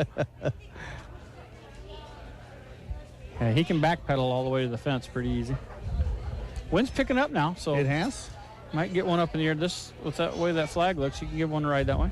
And now they're going to step off of the rubber. He was taking a peek, and I don't know why. He was taking a peek at Wallace. I know Wallace had a runs big lead. No, he Nobody didn't. holding He him only on. had a couple of steps, and there was nobody holding him on. So Yeah, he was getting almost even with the shortstop there on his secondary lead. So making him. They're talking it over, and maybe he's looking. Maybe they think he's got the signs. You know what? They keep that looking could back be there. I what wonder it if they is. think Yeah, he I stole the think if signs. he's stolen signs. So Crowell appears to be a little frustrated on the hill, Jeff. Yes, he's been struggling a little bit here late. I don't think it's that. I think it's maybe with his situation here. He's been, he's pitched fairly well tonight, but he has gotten no help defensively. Yeah, 6 errors on the night right now for this Gypsum Minor Ball Club. The Supple will step So back they're in. yelling into the coach. So I think they think he stole the signs. So Wallace again will step off.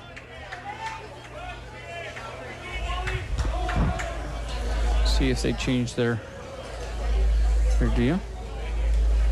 All of a sudden got a vibration going through Yeah, I don't know the what's stadium. going on. Yeah. Pitch on the way.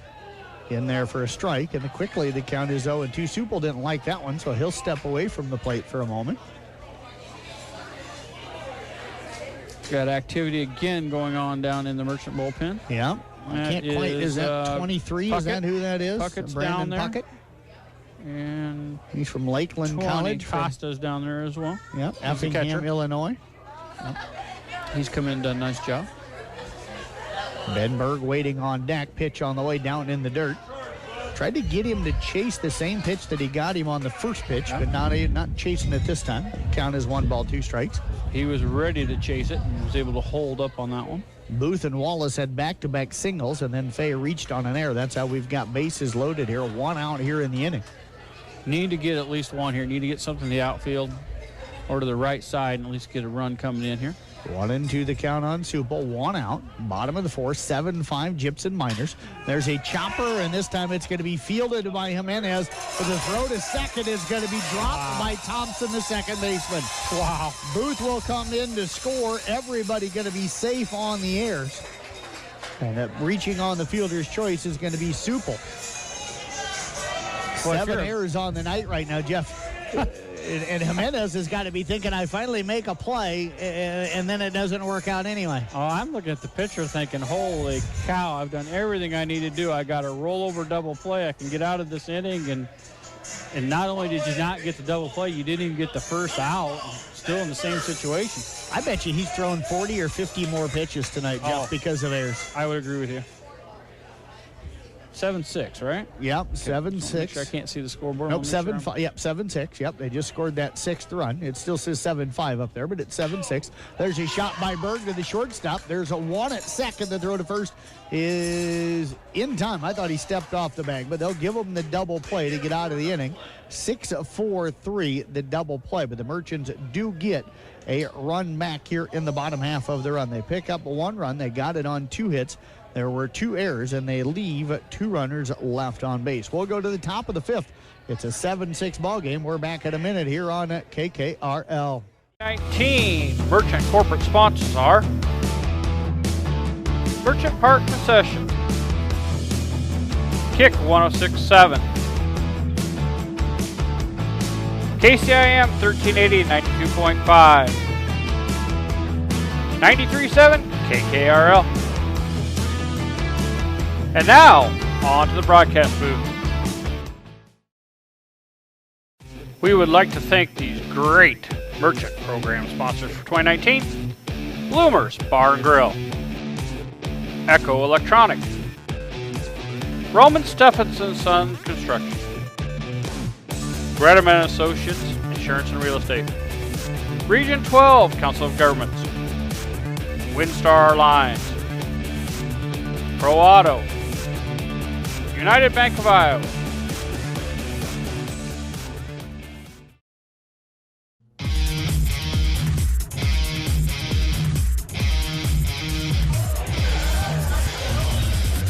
America Lewis, Drew Demers, Adam Thompson due up 6, 7, and 8 for the Gibson Miners here as we head to the top half of the fifth inning. Jeff Blankman, Jeff Honnold with you here tonight. We've got Lance back in our KKRL studios, kind of monitoring, make sure that we don't make any radio mistakes here Lance tonight. Lance is there tonight, huh? Yep, Tiffany's off somewhere. Don't know for sure where. Hey, Lance, how's it going, bud? Yeah. So, I usually call him. Lance usually gets me on the air. Yeah, Lance fixed some issues that we had with our automation system, some mistakes that we had created back at our studios that gave us a little trouble on Saturday and Monday.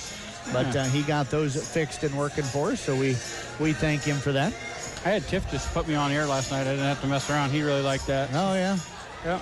Yeah, that works well. Lance does that very well, just kind of sets things to start for you and you don't even have to do anything. Yeah, I was talking to her on the phone. She goes, "You just want me to start you?" I said, "Well, yeah, since Blankman's over there messing around, we just want to get me started." So, yeah, I didn't have to hit any buttons. It's kind of nice. Kind of like the old days. I'm going to give Tanner Schrott here a hard time here, man. This is his, like, third trip to the concession stand here tonight. Well, you know, he's young and skinny. He had to go out and have run some today to be eating as much as he is here today. If he's that skinny, he can eat all he wants. Pitch on the way, swung on and missed. And the count is 0-1 on Lewis. Lewis hit the solo home run back in the first, then singled. His last time up was thrown out trying to score at home from second by Reese Snyder back in the third inning after that single. That pitch going to miss low and away, and the count is 1 ball, 1 strike. Again, he's from Western Oklahoma State University. Or college, sorry. College. Okay. I'd like to figure out, I'm sure he's probably not, but Jose Guillen Jr., there used to be a Major League Baseball player named Jose Guillen, so I wonder if that's any relation. Pitch on the way. I would guess not. Probably not, but you never know. We got an update here. ESAC Baseball leading Ridgeview 2-1 after a 1 inning. Thanks to Eric McCullough for the tweet on that to let me know how some of the local baseball is going. There's a foul ball up against the screen. And the count is 2 balls and 2 strikes. Good thing Marcus Lee and Tyler Tuning weren't here tonight. They are going to tear me apart next time they see me. It won't take much. One to grab each leg and you'll be done. Pull me apart like an old chicken bone or whatever, wishbone. Yeah. 2-2 pitch. Ooh. Just misses outside. That was a nice looking pitch, but just a little bit out of the zone. Throw got away from the pitcher that time, Kostoviak. But heading over to pick it up was the second baseman, Fay. Got a few youngsters playing down in the bullpen area. You know, we talked about we should set a camera up down there and just film some of that stuff sometime. Yeah, we should. Pitch on the way. That is going to be strike 3 called on the outside corner. Second strikeout tonight for Kostoviak. And, Jeff, that one there was, you didn't swing at it the first time. I'm not going to let you take a ball that's there 2 pitches in a row. And when you take off sprinting. Yep.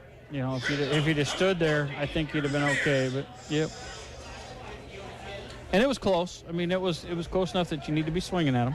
That's going to bring up Drew Demers. Pitch on the way. Breaking ball misses up and away, and the count is 1 ball, no strikes. Demers tonight has flown out to center, and it reached on an error. Eventually was stranded at second base. Still... Fly ball out towards right field. Booth on his horse, and that is going to drop down. Deemer's going to round first. He's going to dig for second. The throw is a little bit low. It bounces in, but still almost got him. That's a lot closer than anybody expected. That thing came in smoking. Yeah. It was low and hopping, but it was chopping, and it got there. You know, if he'd have messed around at all, he'd have been out. Yeah, almost should have probably slid on that one with as close as it was. I didn't think with the way that throw, it didn't even come close to as far as getting in the air to the cutoff man. It was a kind of a short throw that hopped and skipped, but it skipped right across the grass and right into second base. So it turned out to be a really good throw for thing Mr. really, Booth. really sliced and was going right towards the right field line and just a tough play for the right fielder to make, but a good throw into second base to hold him at 2. That's going to bring up Adam Thompson. He is 2 for 2 tonight. There's a ground ball out to short, and it's going to get into the shortstop Johnson. They're going to send the runner. We're going to have a play at the plate, and Mr. Berg just gets to wait for him and tag him out. I'm not sure what the coach was thinking there. I think he thought it went deeper behind the second base. He says it's my fault. I think he thought that ball went deeper, and that was a great-looking throw right on target for the out. Yeah. So that one, yeah, that ball only scooted a couple of feet away from Wallace out there, Johnson, at shortstop, and made it a really easy play for the second out here in the inning at the plate. Runner over at first on the air. Yeah, That's going to bring up Sam Camorle. Ben Berg was able to pop a tent there and sit down in a lazy chair waiting for that one to come in. Yeah. Could have taken a nap. Yeah, I would have. You're always napping. I haven't gotten one in a long time. Pitch on the way, misses low and away. Snap throw down to first. Yep. In and out of the glove at Larkin over there as he made the tag. And they got his attention over there. Yep. That'll shorten the lead up. Yeah, Thompson probably won't get as big a secondary lead next time as he got on that one. Well, Berg on the button on that throw. And he snapped it, Jeff. That was a pretty good arm. Pitch on the way. Taken up and away. And the count now 2 balls, no strikes. So the signal came in. Bullpen is ready to go. Camorle tonight has flown out to right, walked and scored in his 2 plate appearances. Pitch on the way. Runner faked like he was going. Berg again thought about trying to throw down. That one's called a strike on the inside corner. Well, he was set up and ready to gun him at second. Runner got back in a hurry after that first snap. So 1-2 pitch, swung on and missed. And quickly, Krzysztofiak fights back to even the count up at 2 balls, 2 strikes. 7-6. Gibson Miners with the lead over the Merchants here tonight. Jeff Blankman, Jeff Honnold with you here tonight. We're in the top half of the 5th inning. They got 5 in the first, nothing in the second, 1 in third, and 1 in the fourth. The Merchants, they've scored in every inning so far. We'll see if they can keep that going when we get to the bottom half. 2-2 pitch misses outside. Count runs to 3-2. Good spot for that pitch, though. Yeah, good spot. Just outside, trying to get him to reach for it. Yep. Didn't get him to bite. That one tailed away from him a little bit, Jeff, at the very end as well. 3-2 pitch, runner goes, and there is ball 4. And again, it just looks like he might be overthrown again. And now I think we're going to have a pitching change. The 2 coaches are going to talk together here. Yep. That's going to bring up the top of the order and Nate Dolman. Dolman tonight has singled and scored, flown out to right, and had a sac bunt back to the pitcher. That was back in the 4th inning. Coaches do a nice job of communicating and see what they want to do. So they had a chat. Coach is going to sit down and he's going to let him go through another one. So runners now on first and at second. Again, 2 outs here in the inning. Pitch on the way down in the dirt. Knocked down nicely that time by Berg. And the count is 1-0. Now Krzysztofiak's not looking comfortable again. After having a full count there, just missed outside and that one missing low. Just struggling with his command tonight, and that's just something he doesn't do a lot of. Usually commands the plate really well, but just one of those nights for him. You don't know if the wind's messing with him a little bit. 2-0 pitch, chop foul. And the count now 1 ball and 1 strike. Dolman will be followed by Jackie Jimenez if he gets on. Wind's really whipping now out in the outfield. And, you don't know if you're throwing a lot of breaking balls, that wind will affect where you start. Yeah. And if it's gusting on you, it changes where your start point is, and that might be some of the problems he's having right now. The wind is supposed to get stronger as the night goes on. There's a swing and a miss. Came with the fastball that time, and the count is 1 ball, 2 strikes. Where are you going tomorrow night? I haven't decided yet. Oh, you're off? I don't have a radio broadcast, You're off for your rocker. I might go see ESAC South Central in baseball tomorrow night. Wow. There were some rumblings about golf maybe tomorrow. 1-2 pitch, swung on and missed, and he gets out of the inning with a big strikeout. That is his 3rd strikeout of the ballgame, 2nd here in the inning. For the Gibson Miners in the 5th, no runs on 1 hit. There was 1 error, and they leave 2 runners left on base. We'll head to the bottom half of the 5th inning. It's still 7-6 in favor of the Gibson Miners. Back in a minute here on KKRL. To thank these great merchant program sponsors for 2019. Commercial Savings Bank, Drees Company, Raccoon Valley Electric Co-op, Mid-Iowa Insurance and Real Estate, Charlie Steakhouse, Southside Lounge, Carroll Dental Associates, AAA Seeds, Parents Construction, Roselle Mutual Insurance, Johnston Communications.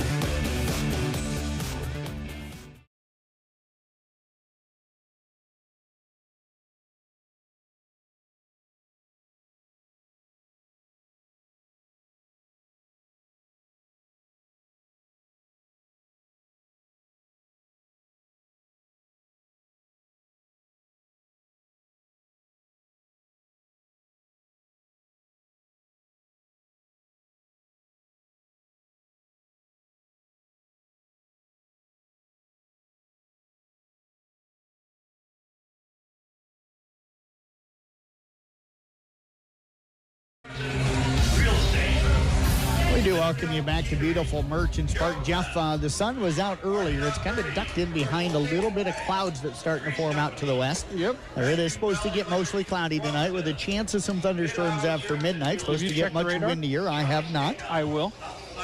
You're listening to Merchants baseball coverage here tonight on 93.7 at KKRL, Carroll, Iowa. Let's see, 86 degrees, feels like 92. We got a little bit of showers to the west or east of us.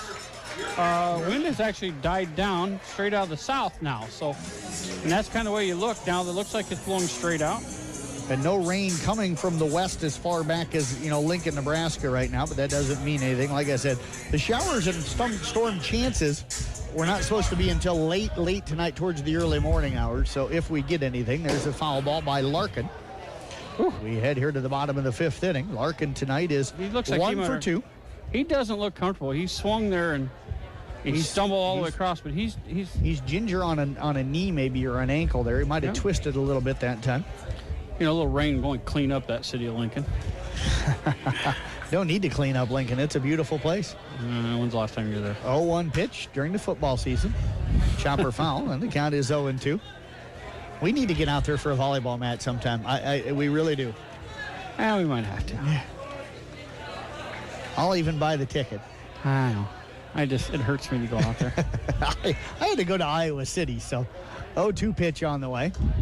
And there's a swing and a miss. And that was foul tipped, caught by the catcher for the out. He's ginger. Looks like on that left side. Yeah. Had a nephew. My nephew was being recruited by the Huskers, but he decided to go to UNI. Did he? So he made his decision. Okay. Yeah. His scholarship up there? Yep. His aunt. His aunt's pretty happy, Aunt Lisa, that she's going to be able to watch him inside and not have to worry about what she wears. So yeah. She decided she doesn't have any Panther gear, so she'll be going out and buying Panther gear. Okay. She's learning the fight song just to embarrass him even more. Well, Lisa, a great follower. There's another strike. 0-2 quickly on Tate Johnson. And you were asking me about Mr. Hallcap. He's down the line. I was asking about Saturday night. Oh, I don't know. There's a chopper over to the first baseman. Going to be scooped up by Young, the flip to the pitcher, and there are 2 outs here in the inning. The only problem with Saturday night, there's only a couple of us know how to run this equipment. So I know. That's the hard part. Yeah, I know. I'm just trying to find a way to get you there. Now there's a Sunday game. I probably need to stick around and do that as well. Well, I'll be back for Sunday, but I got to work. So I'll be working pretty much all day on Sunday. No, that wasn't a radio game we canceled, was it? No. Good. No, we're up on all the radio folks. games. This is how we are every day. It's just kind of we have to ask questions because we don't know exactly what's going on. Reese Snyder steps in, tries to butt one up the third base side. He's going to beat that out for an infield single. Great job and a heady baseball play that time by Reese Snyder. The catcher and the third baseman almost got in a big argument. The third baseman is saying it's his ball, and the catcher barked at him and kind of shouldered him. So a little dissension going on out there. But I agree with what Reese did there. The way the third base has been having trouble, and he was playing back. Yep. So, but boy, there was definite dissension there. Reese Jeff, just a heady guy. Yep. 7th hit of the night for the Merchants. Going to bring up Chase Corton. Corton tonight's got a sac fly with an RBI and a fly out to center field. Both balls have been out towards center field. First one was caught by the shortstop. He'll take that one on the outside corner for strike one, and the count is 0-1. Still just a 7-6 ball game here. So, we got, remember, we're in the 5th. We're only going 7. So it becomes a little bit more critical that we get runs going. Absolutely. Jeff, real quick, Reese as well, when his college days are done, has actually joined the military. He's Snydered him? Yeah. Wow, I missed that. Yeah. There's Oh. a snap throw down, almost thrown away that time by No Guerrero. The count's going to be 1-1. Yeah, I think he's going to the Marines, if I remember right. Wow, Yeah. I did not know that. Yeah. He's going to be tougher than his dad, then. Yeah, probably already is. He's faster. 1-1 pitch coming up here as I Cal assume- looks over. Assume they're on the road tonight. I haven't Yep, seen they're down at Coach here. Shenandoah. There's a foul ball up against the screen. Both the softball and baseball teams down there tonight. Softball team actually had to stop in Clarinda and finish up a game that had gotten suspended. So they were going to play that game at 4 o'clock and then do a varsity doubleheader beginning at 5 over in Shenandoah. Yikes. That's a rough night. In the heat. Yes. Very young. Yeah. That means Doug. I hope Doug had to suffer through all of it. Sure, he probably did. 1-2 pitch up Oh. top, going to get away, but not far enough as it popped out of the glove of the catcher, No Guerrero, but just rolled just out of the dirt area here at home place, but not far enough for Snyder to move up to second, especially with it 2 outs. Beautiful night here at the ballpark. Again, about 300 for the Carroll County Bar Association. We thank them for sponsoring tonight's ball game. 2-2 pitch coming up. Crowell does not work very quickly, Jeff. He's one of those guys that takes his time out on the mound. Well, yeah, he's had enough errors. He gets to pretty much do what he wants right now. He has, and his team had 6 of them or 7 so far tonight. There's a swing and a miss, and he will get the strikeout, 2 of them in the inning, and that is going to be the final out for the Merchants. No runs, 1 hit, no errors, 1 left. We will head to the top half of the 6th. It's still 7-6 in favor of the Gypsum Miners. We're back in a minute here on KKRL. 19 Merchant corporate sponsors are Merchant Park Concession, Kick 106.7, KCIM 1380 92.5, 93.7 KKRL. And now, on to the broadcast booth. The 2019 Merchant corporate sponsors are Sparky's One Stop, Anytime Fitness,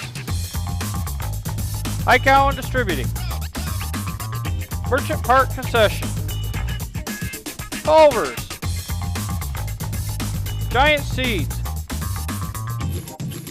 Pit Stop Auto Wash, Platinum Fitness. And now, on to the broadcast booth.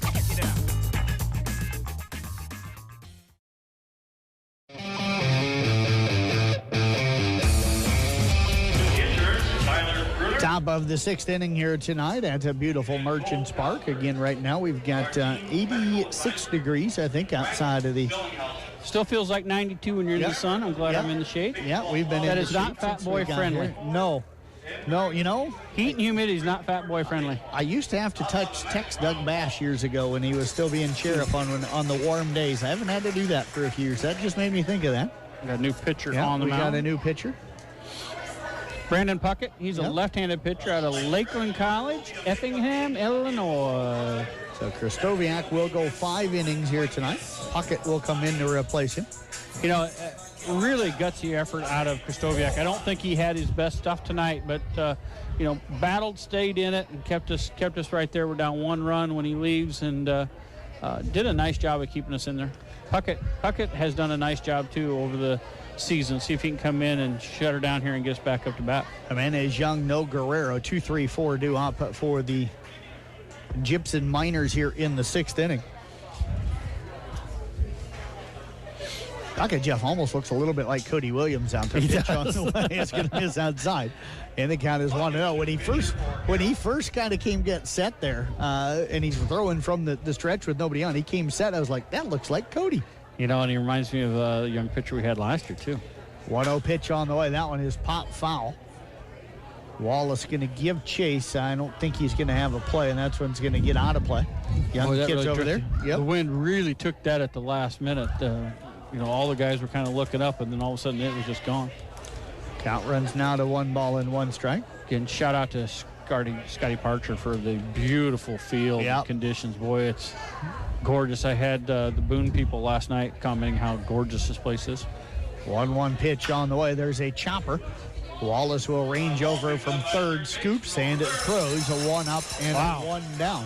He's coming up, Ginger. Something with on the left side of Larkin is really bothering him. He came up really sore even from that stretch.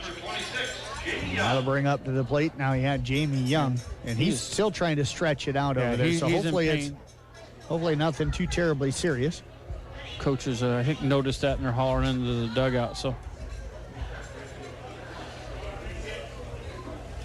Young will step in. He has walked and scored, grounded to second, and walked in his 3 plate appearances, all of them coming against Kristoviak. Pitch on the way. Chopper back at 2 Puckett. He'll scoop and fire. And there are 2 outs here in the inning. it's a nice throw over to first base. You see pitchers make a mistake, and a lot of them have to underhand it. He just did a nice little crow hop and threw it and got her done. Now, a lot of times you'll see him jog over there and flip underhand because it's easier for him.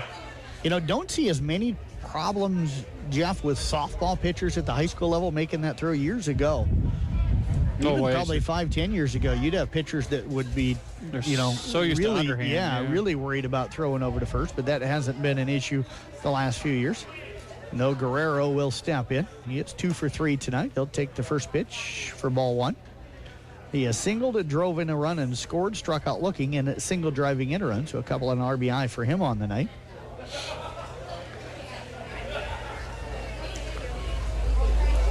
Pitch popped up.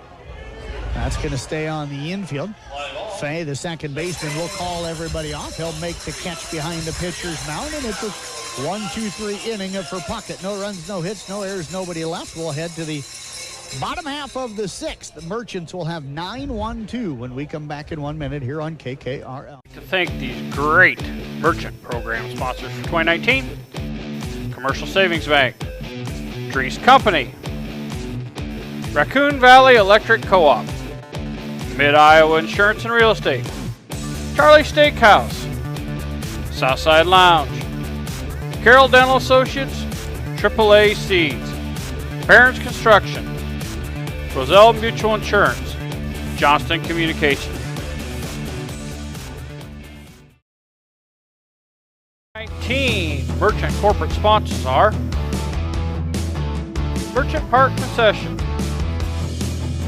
Kick 106.7, KCIM 1380 92.5, 93.7 KKRL. And now, on to the broadcast booth.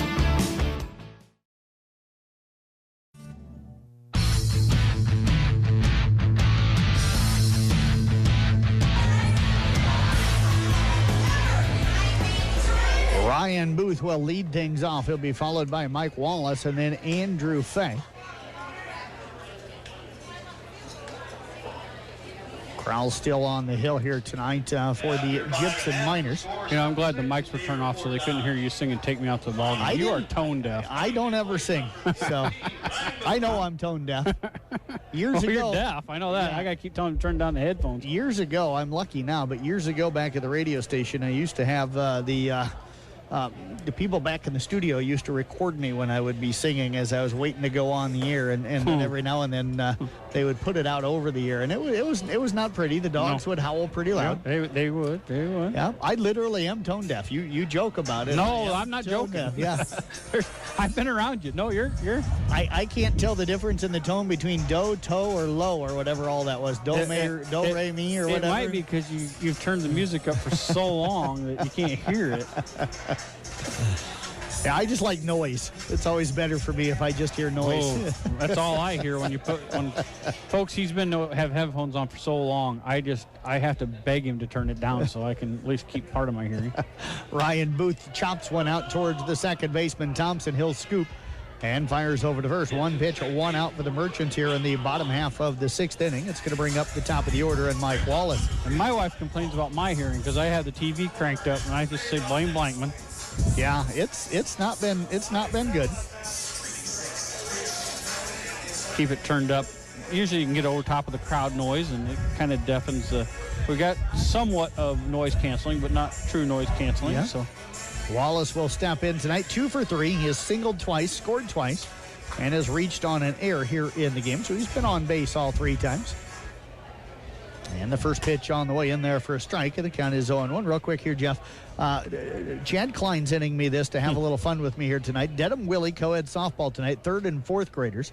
Yankees beat the Reds at 4-3. He thought maybe I needed some more score updates, so we'll pass that one on. Well, and anytime we get to say your Reds lose, we always like it. So. Yeah, that might have been why he actually sent it. And it was the Yankees having to beat him. That just makes it even worse. Jerry Spieler probably enjoying that one.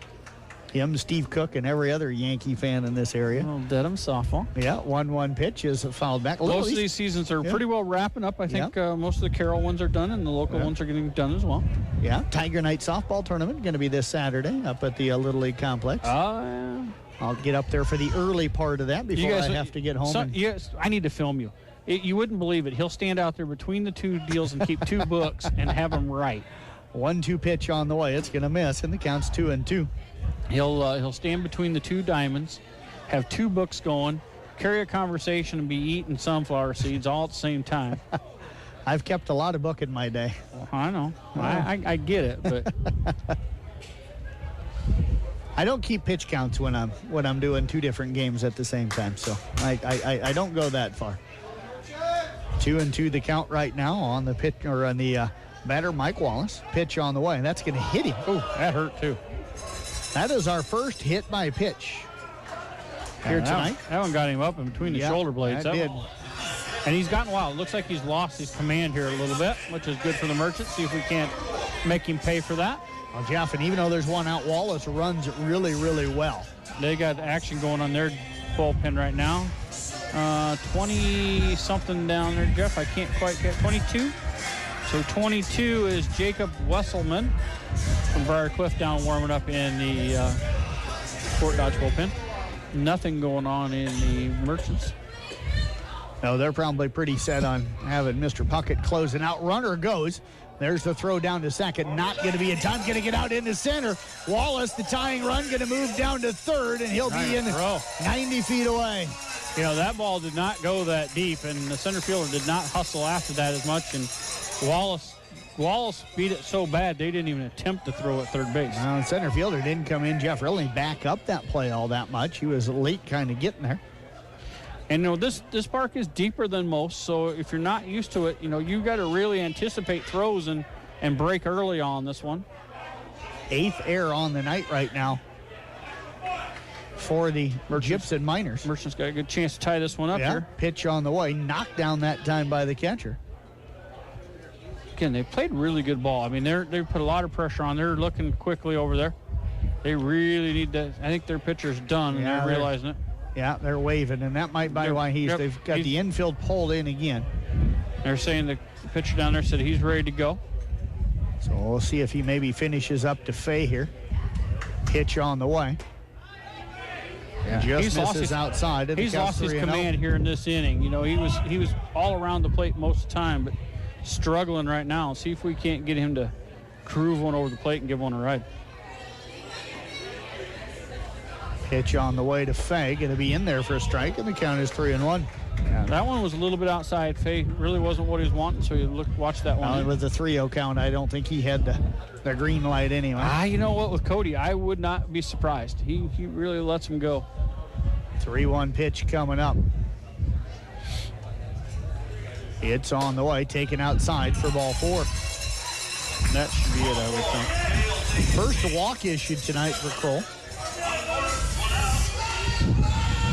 That is going to bring up now Nick Supel. And we are probably going to get our pitching change here. They didn't act like it. They said just go ahead and coach told him to go out there and talk to him. Okay. So, I'm not sure. See what they're doing here. Nope, they're just having a chat. See where's that. I think they're letting him warm up a little bit longer. Well, the guy in the bullpen did start to walk that way. Now turned around and went back. Well, I think they're trying to make sure that he's got plenty of time to warm up. He kind of rushed down there and he gave him the quick, I'm good to go. So it could be a Randy Snyder move from the other night where you go out, you talk to the guy, you walk back, the pitcher rubs his hands a little bit, never steps on the rubber, and then you wait as long as you can. And he's soft tossing now, so he's ready to go. So it could be the umpires can go out here. There's a conversation going with the head coach out there and the pitcher. see where they're at. You can hear the wind really whipping through Jeff's mic over there. Yeah, I really like it. Sorry, guys, but I'm staying here because it's nice with the breeze coming down my back. Yeah, where I'm sitting at, you don't feel quite as much of the wind, and that's why Jeff's where he's at tonight. I have my fan. I did bring a fan along with me. I noticed last night that I forgot that. It was the first warm night. Haven't had my fan. Just a little breeze on you is enough here. Yeah. So they're going to stick with the pitcher. Supple will check in. Supple tonight has grounded a short twice and then reached on a fielder's choice. In his 3 plate appearances, does have an RBI tonight. So a big situation for him. He's got a chance to tie this one up with a base hit. A lot of pressure on No Guerrero right now as well. There's going to send the runner, and the throw is going to be out to second. It's going to get away. Wow. And the catcher frustrated as neither one of his fielders able to make the play out there. Fay will reach on the stolen base to second. Wallace going to score on another error. 9th one of the ball game now. Boy, that was a bullet, and it would have been close either way. And yeah, boy, you had both the shortstop and the second baseman. The ball went between both of them, right over top of the bag and out to center field. And Wallace was not going until the ball got away from the infielders out there at second base. So that's why it's an error. 2-0 the count right now on Supple. Fay out at second base.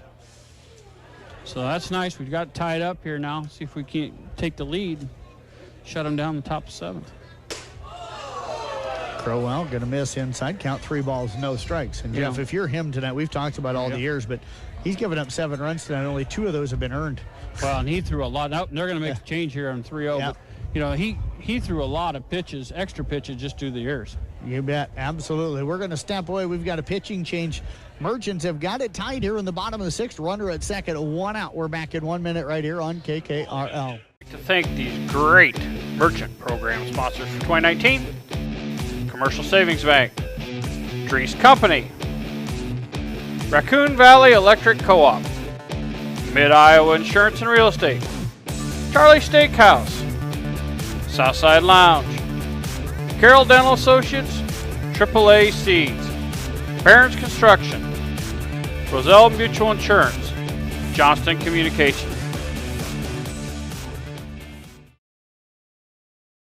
We would like to thank these great Merchant program sponsors for 2019. Bruner, Reinhardt, and Morton LLP. Giant Seeds. Piranha Club. Lincoln Highway Pharmacy. Platinum Fitness. Templeton Savings Bank. State Wealth Management.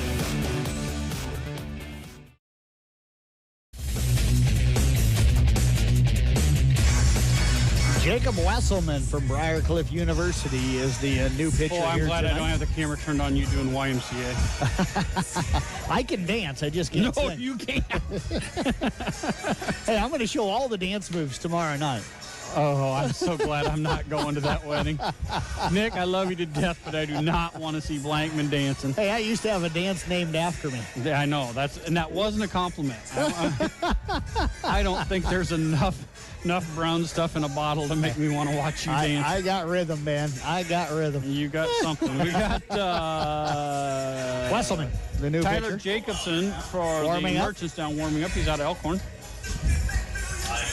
Wesselman is My guess is he Briarcliff. might be just getting some light throwing in for tomorrow, Jeff. You never know. Yeah, I doubt they would use him. Means he's mainly a starter. They have been doing that Haven't lately. they? They've been Okay. using their next starter and having them close out the game and then have them warmed up for next night. So you never know with those guys. But, Yeah. and Puckett's throwing well, and it might be that he wants to do oh no, he can't do a switch. He's got DH in the dummy.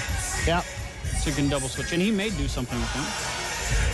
Wesselman took his time, walked all the way in from the bullpen, didn't hustle in, so he's taking a little extra time here, and he's very deliberate with these pitches as well. So he takes a lot of time on the mound. So East Sac right now See up Mr. on Nissen up there in the corner? 6-3. Oh, yep, I see him up there. He'd get Supple his- on over at first base now. Like to get his son Caden worked into the mix one of these days. He does a nice job. Benny Berg going to step in. Too bad he's going over to Iowa City. He'd be a good one to fill in some of those road trips. I know. He'd be a good one to do some of the Friday night stuff. Yeah, might have to see if we can get Mr. Perrin maybe to help if I run out of other announcers. Yeah, he's pretty good at it. You know, we can that'd be a good one, bring him in the studio. Yeah.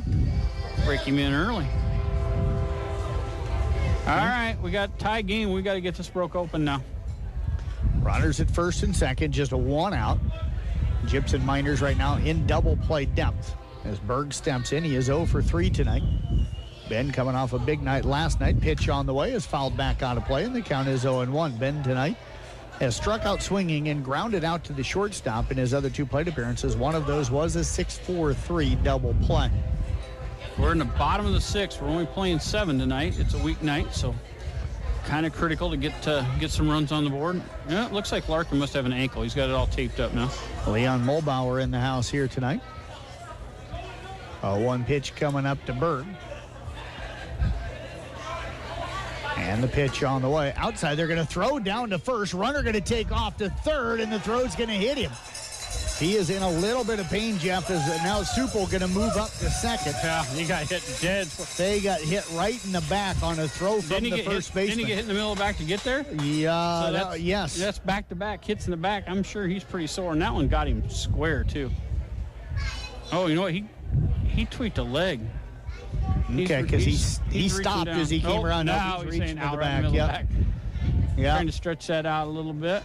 He got plunked pretty good. So that's 2 plunks. That one got him right again between the shoulder blades. He was in the base path running, and he kind of put his hands like, what? Yeah, puts both hands up. I don't know who his host family is, but he's probably going to be like, you got some ice at home? I think Berg is giving him a little static down there. Yeah, very possibly they're going could to be. potentially walk him. So now Berg going to be intentionally walked. That will load the bases here. Jeff, and where is Mr. Fay from in college? Andrew Fay is from John Wood Community College. Okay. I didn't know, maybe that was, I know Ben's got a teammate here. I wasn't sure if that was his teammate or not. Ben is kind of filled in our mold. He's an equal opportunity offender. Yes. Yes. And that's good. Every team needs one of those guys. It keeps everybody else loose. Yeah, he's Problem is with our group, our whole group is like that. Yeah, if you got soft skin, you can't hang out because Rhino Robo might be the 2 quiet ones. No. No. Robo maybe, but no. Shout out to everybody out at the Carroll Media Night, League Night. Pitch on the way. Oh, There's a shot down the line. That's going to be a foul ball. Oh, I'm telling you what, that might be the 4th or 5th one I've seen this year. I mean, just right down the line that he could have had a lot of extra bases. Well, and he's not going to get it, but I mean, he's going to get a lot of runs in there. Yep. And we're at a bad angle. It looked to me like it landed on the line, but I didn't have the angle the umpire did. No, and he was right out there. And Larkin never dropped the bat. Jeff, he was running with the bat down the line, so he had a feeling on that one, too. He's got a sore ankle. Yes, he does. It took him a while to walk back. 0-1 the count now on Mr. Larkin. The 0-1 pitch. There's his shot. This one out towards left center. That's going to get into the gap. At least 2 runs will come around to score. Berg digging around second. They're going to hold him up at third. Larkin head first in the second with a double. Wow, that's a nice double. I mean, you got a sore ankle, and look at him. He's putting his hands up. He is excited. He has been close all year long, has finally got that key hit, and he's limping back with a happy man. Larkin has given the Merchants a 9-7 lead here with a 1 out in the 6th inning. Yeah, I'm happy for that kid. He has been really close to making that kind of contact, and he's finally got the chance and delivered on a nice, hard double out the outfield. That one hit off the fence on a 1-hop and almost went over as a ground rule double, but stayed in. That'll bring up now Tate Johnson. Johnson pops one up. No Guerrero trying to find it back behind home plate. He'll make the catch. The first baseman ran into the home plate umpire and fell down. Well, he slipped and fell, and the home plate umpire about fell on top of him. So he came in. It's been a little bit wet back there from the rains that we had earlier, and hard to say that, but it's a little greasy back behind the plate. And he's walking a little gingerly back over to first base. Got the front of his toe. He said and slipped. Caught it. And there's a little bit of divots there. It's the only part of the field that doesn't quite get quite the manicure, I guess. And it doesn't get as much sun probably. Well, they had to replace all of it when they redid this, so it's still grown a little bit. And Scotty does such a nice job on this. I should have him come do my yard, so I don't have to worry Reese about Snyder will step in. He'll take the first pitch up top for ball one. We've got two guys out there. It'd be nice to we got a crooked number, but add on here the 2-run lead. Try to get it to 4. That would be a nice, comfortable lead going in the top of the 7th. Reese has already hit the ball well tonight. He is 2 for 3. Pitch on the way as a foul ball back up against the screen, and the count runs to 1-1. He has doubled and scored, grounded to second, and singled here tonight in his 3 plate appearances. So a good night tonight for Reese Snyder. Stick around. We'll have Coach usually comes up and sends a couple players up. Usually a pretty good time talking to them. Absolutely. Looking forward to that here tonight. Get the camera turned around here, hopefully. Pitch on the way, swung on and missed, and the count 1-2 now on Snyder. I'll probably switch headphones and come down by you. Get the camera turned around on him. Okay. Whatever works best for you. Again, hopefully Tyler will either have it live streamed tomorrow night for you, or he will record it and send it in. Just depends on how much Wi-Fi we have at the stadium. 1-2 pitch up top, and the count runs now to 2 balls and 2 strikes. You got Chase Corton waiting on deck. How many hits of the Tigers? How many hits have the Merchants have? I know that 12's not right. I'll count them here in a moment. And have they really had 8 errors? They've actually had 9. Or 10. 10 errors. Wow. Pitch on the way, misses outside, and the count now full on the batter, Reese Snyder. Berg back there smiling. He looked right at the pitcher, took 3 steps like he was going, and then stopped, and the pitcher froze looking at him and just knew he got into his head, so he had a pretty good time with that. So the runner should be going here with full count, 2 outs. That might give a chance for Larkin to score, you get in the outfield. Pitch on the way. Ball 4, and Snyder going to earn a hard-battled walk. That'll load the bases back up for Corton. Well, let's see if we can punish him here. When you have bases loaded, you got to walk, and all the errors they've had. Just let's knock this one in here and get us a nice, easy lead. 8 hits tonight so far, Jeff. They have 12. Again, you got to. I think we have a new crew up there tonight. Corton will step in. He's 0 for 2 tonight with a sac fly and an RBI. There's a pop-up. That one drifting out towards shallow left field. The shortstop, Dolman, will back into shallow left. He'll make the catch for the final out of the inning. But the Merchants give themselves a lead here in this 6th inning. The Merchants put 3 runs across the board. They get those 3 runs on 1 hit. There was 2 errors, and they leave 3 runners left on base. We'll head to the top half of the 7th inning. We're back in 1 minute right here on KKRL. 19 Merchant corporate sponsors are Merchant Park Concession, Kick 106.7, KCIM 1380 92.5, 93.7 KKRL. And now, on to the broadcast booth. To thank these great Merchant program sponsors for 2019, Commercial Savings Bank, Dries Company, Raccoon Valley Electric Co-op, Mid-Iowa Insurance and Real Estate, Charlie Steakhouse, Southside Lounge, Carroll Dental Associates, AAA Seeds, Parents Construction, Roselle Mutual Insurance, Johnston Communications.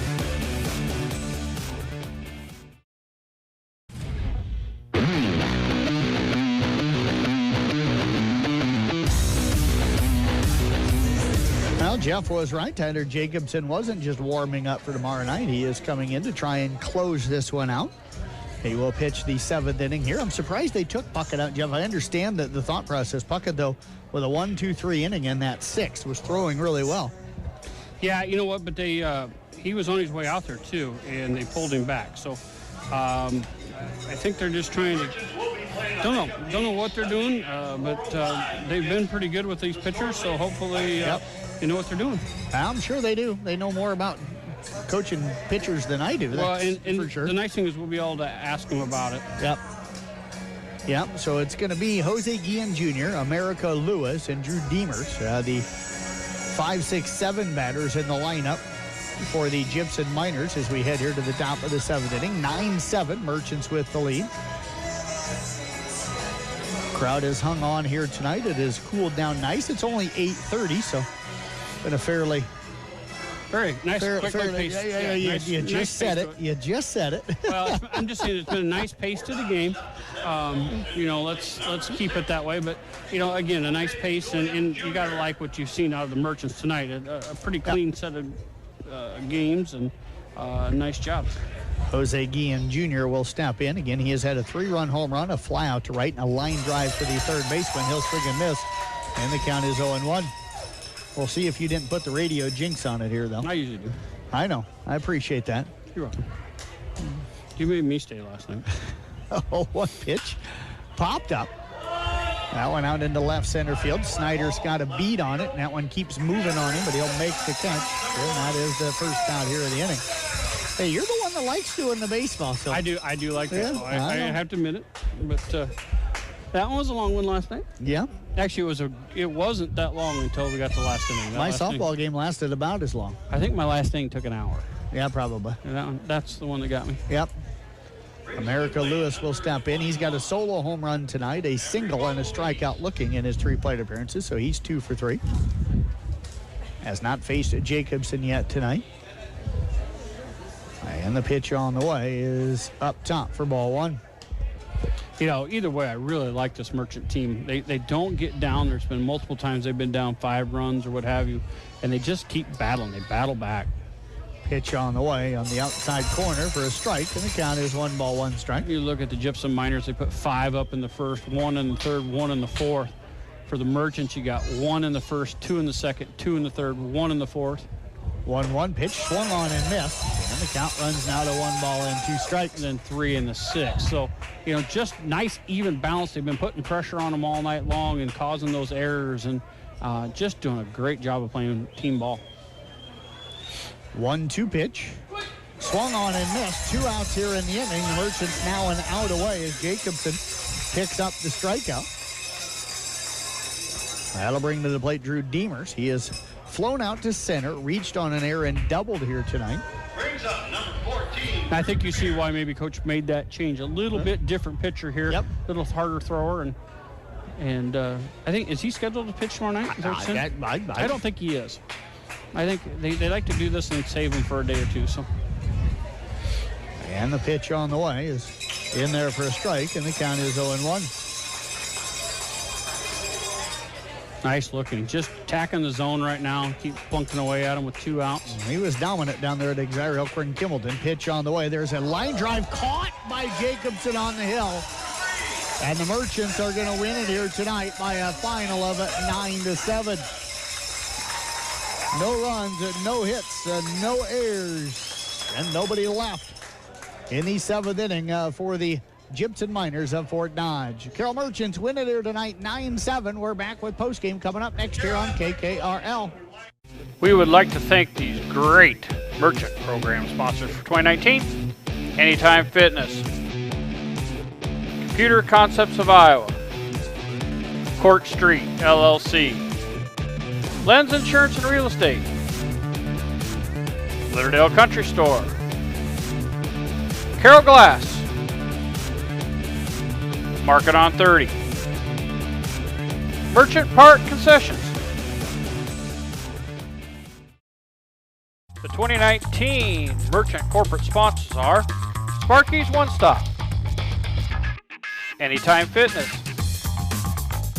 Ike Allen Distributing, Merchant Park Concession, Culver's, Giant Seeds,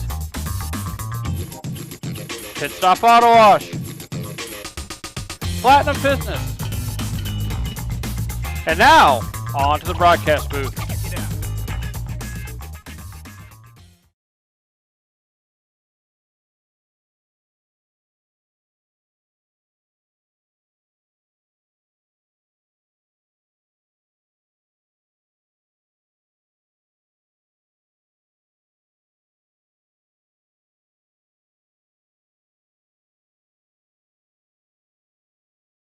We would like to thank these great merchant program sponsors for 2019.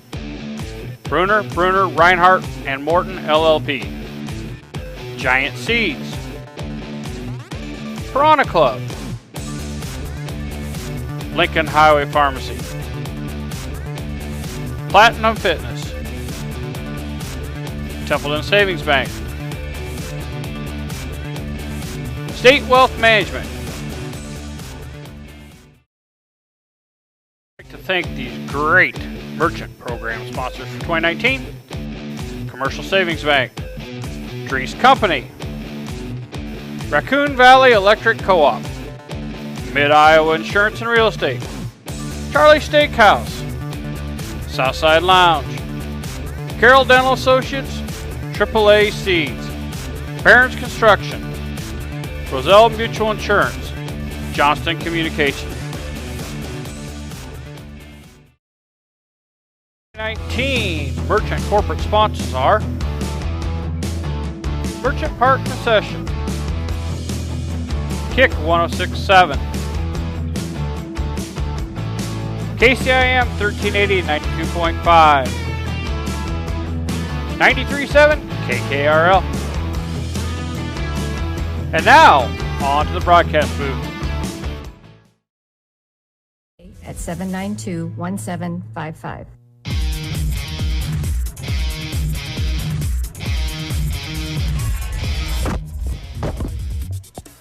A good win here tonight for the Carroll Merchants. Hold on, folks, here. Arnold just dropped his headphone down here real quick, so got to get that fixed. We're waiting for some of the Merchants to come up for postgame here tonight as they rally back for a 9-7 win here tonight against the Gibson Miners out of Fort Dodge. And Jeff, the first time these two teams met, they fell down 5-0 and were unable to come back and win that game. Tonight, fell down 5-0 again in the first inning, and this time able to chip away at it, got it tied at 5, then fell behind 7-5, but didn't give up anything after that. You got to really like the way Krastoviak continued to battle on the hill. Then Puckett came in, slammed the door in the 6th, and same thing with the Jacobson there in the 7th inning. And then the Bass just kept working against Crowell, and the Miners defense tonight really killed their pitcher here tonight as the Merchants able to take advantage of that and come back and win here tonight by 2. Yeah, and they played Cody Williams style ball. That's what Cody wants to do, is to put pressure on those defenses, keep the bats, don't strike out, keep pressure, get those hits, get it in play. And you saw tonight that it paid off. And again, we played really good defense. Is that 2 errors? Is that correct? Or did they have 3, I was thinking? Yeah, I'll have to count the Merchants just errors here. 2 or 3 errors on the night. So not bad for the Merchants. Pretty good. Two. So that's a really good night for the Merchants. Played good defense, put the ball in play, put a lot of pressure on them. And again, this team has been known. They keep battling. They don't give, and they'll battle all the way through the 9th if they have to. And so you saw that tonight, and you saw them keep battling back and getting a nice win. Now, one of the things we'll talk with Coach Williams about it, Jeff, that stands out for me with their performance tonight: 1 run in the first, 2 in the second, 2 in the third, 1 in the fourth, 3 in the sixth. The only inning they didn't score the 5th. When you can score in almost every inning in a ball game, that says a lot about your consistency and the way you're playing, and you're going to win a lot of baseball games if you do that. Yeah, and that's what they need to do. They just kept that train moving, and looks like we got Coach here with us now. Coach Williams is making his way up here. We'll have him hop down and grab the headphones, and we'll get Cody on with us here tonight. We'll make sure we get him on the camera good here tonight as well, so that anybody watching on Facebook can see him pretty well here tonight. Cody, congratulations. Appreciate you joining us here tonight. What a performance for your ball club here tonight as you guys rally back. I was just telling Jeff, you look at the scoreboard: 1 in the first, 2 in the second, 2 in the third, 1 in the fourth, 3 in the sixth. You score in every inning but the 5th that you bat. Got to like that consistency. Yeah, absolutely. I mean, that's one of our goals. I mean, either score first or score every inning. I mean, that just puts pressure on the defense, and they got to make plays. I mean, and we took advantage of their errors, and we only had 2. I mean, less errors than them is always a huge thing for us. You know, we've talked all year long about how you want to keep pressure on there and cause the errors. I think tonight you did a lot of that with those hard hit balls.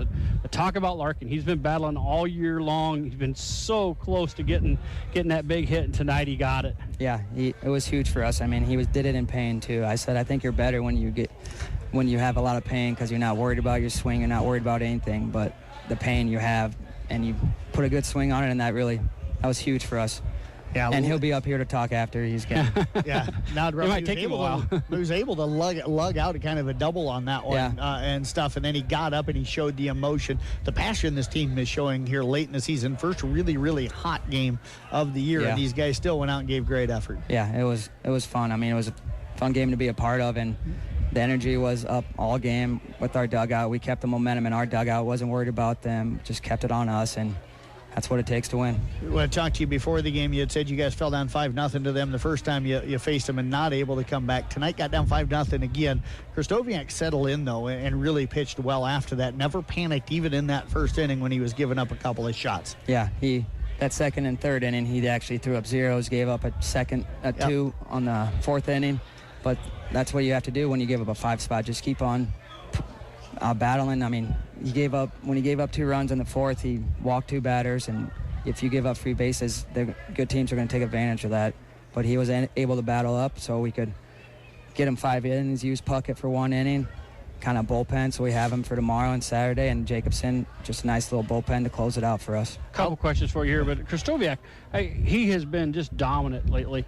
Tonight didn't look like he had his best stuff. It looked like he struggled a little bit, but still able to keep that in check. What did you guys talk about when you went out there that made that little change for him?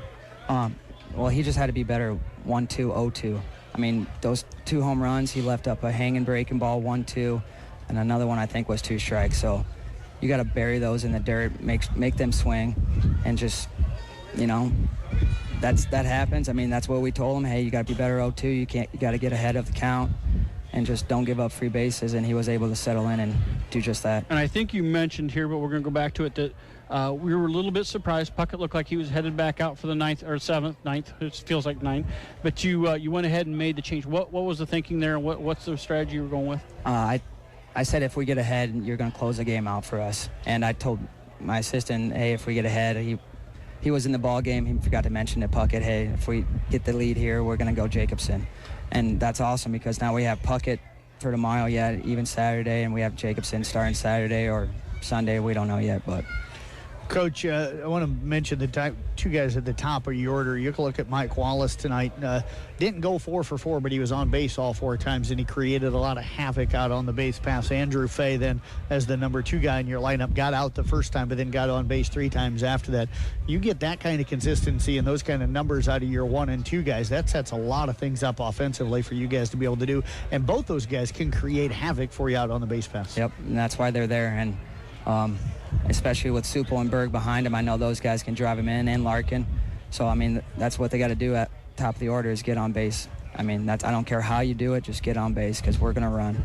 I was just hoping with that win tonight with Supple and Berg and even Larkin that if they got one in the win there, I think we would have seen kind of the same thing in the first inning. But just not able. They're making nice contact. Seems like they're just a little bit out of timing. Not bad, but just not quite where they want to be yet. Yeah, they're still working at it. Supple, I mean, he's figuring out his swing, and he's still raking this year. But, I mean, small adjustments here and there, and he's always working. He's always hitting the cage and getting better. So eventually we'll get a couple. And Reese Snyder tonight, Coach, as well. I've got him 2 for 3 tonight with a walk. One of those was a kind of a 2-out bunt that really caught the defense off guard. I know that's the kind of player that you like. Oh, yeah, the kind of style you I mean, like, yeah. I would do the same thing. And he's like this. I'm like, yeah. I mean, was that all it was a shrug? Yeah, you knew what was coming up? Well, yeah, and I'd mentioned it earlier, and I thought maybe you would probably go to it earlier. Third baseman struggling all night long. He just did not have a good night.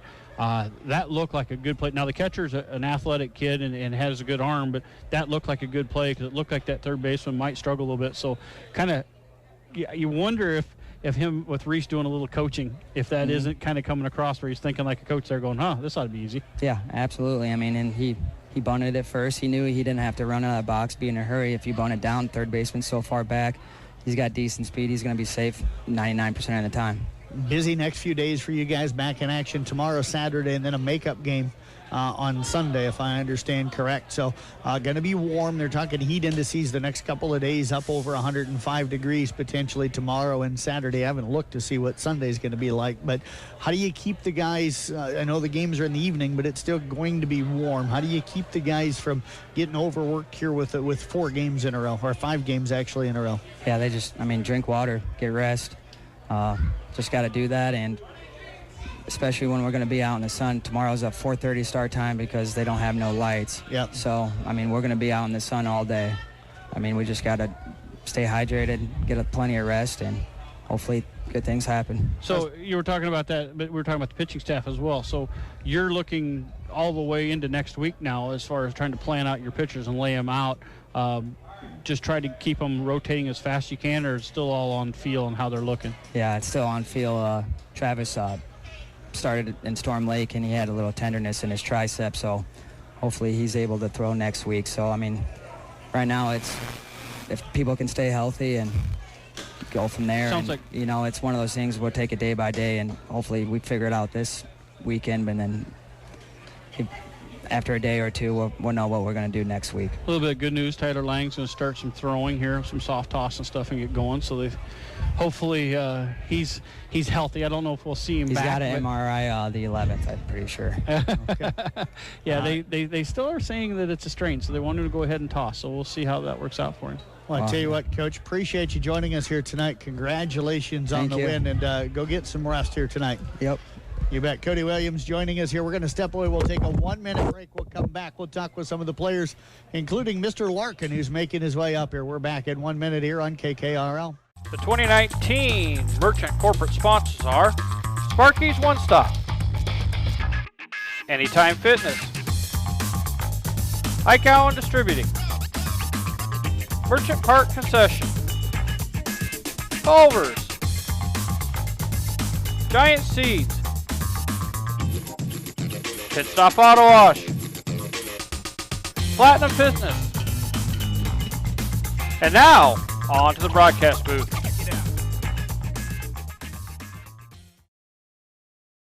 We would like to thank these great Merchant program sponsors for 2019.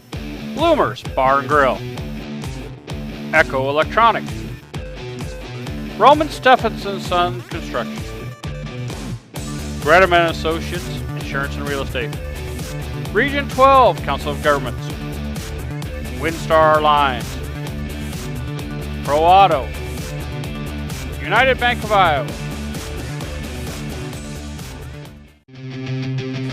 Jeff Blakeman, Jeff Honnold back here with you in the postgame. Merchants again winning 9-7 against the Gibson Miners tonight of Fort Dodge. And joining us here in the postgame right now, the hero of the night, the guy that drove in the two winning runs here tonight, Brendan Larkin. And the nicest of the Larkins that we know. I gotta call you Mr. According to Honnold. He says that I gotta call you Mr. Brendan Larkin. Here's the one thing though, before we get started. You understand you're not playing football. You know, your pants are ripped, your knees are ripped, and you're playing baseball. You don't have to tear everything up here. Got to bring back my glory days of football. Well, we know your brother didn't play football. No, not at all. Too scared. Brendan, let's talk a little bit about that last at bat. You came in, you hit a rocket down the third base line that was just foul. Didn't miss by much. Mentally, how did you come back from that? Because just a couple of pitchers later, you took another shot and hit this one out into the gap to be able to get that double to drive in the two what turned out to be the winning runs. Yeah, that one that was foul, I knew off the bat it had so much spin that it was going to land foul. But as a hitter, you know, you got to make the adjustment. I knew I was early. Yep. So I sat back on the next one. It was actually the next pitch. He grouped another fastball, and I was perfectly on time for it. And you see, good things happen when you're patient. Are you going to be all right? Because you didn't get hit tonight. So I didn't know you could play and not get hit. Usually, you got to be getting close to 20. What are you I think at? I'm at 12 right now. Oh, you got to be over 12. But you know, all year long you've been really close. I mean, I'm waiting for that bomb to get in the softball diamond. I know that power's there, and we saw it tonight. What adjustments have you been making? Where do you feel like you're just a little bit off yet? It's always been my thing of just my timing. As long as I can stay back and let my hands work, I know I got quick hands, so let them work and let them do the job as long as I keep my weight back on my back leg, and I know the ball's going to go.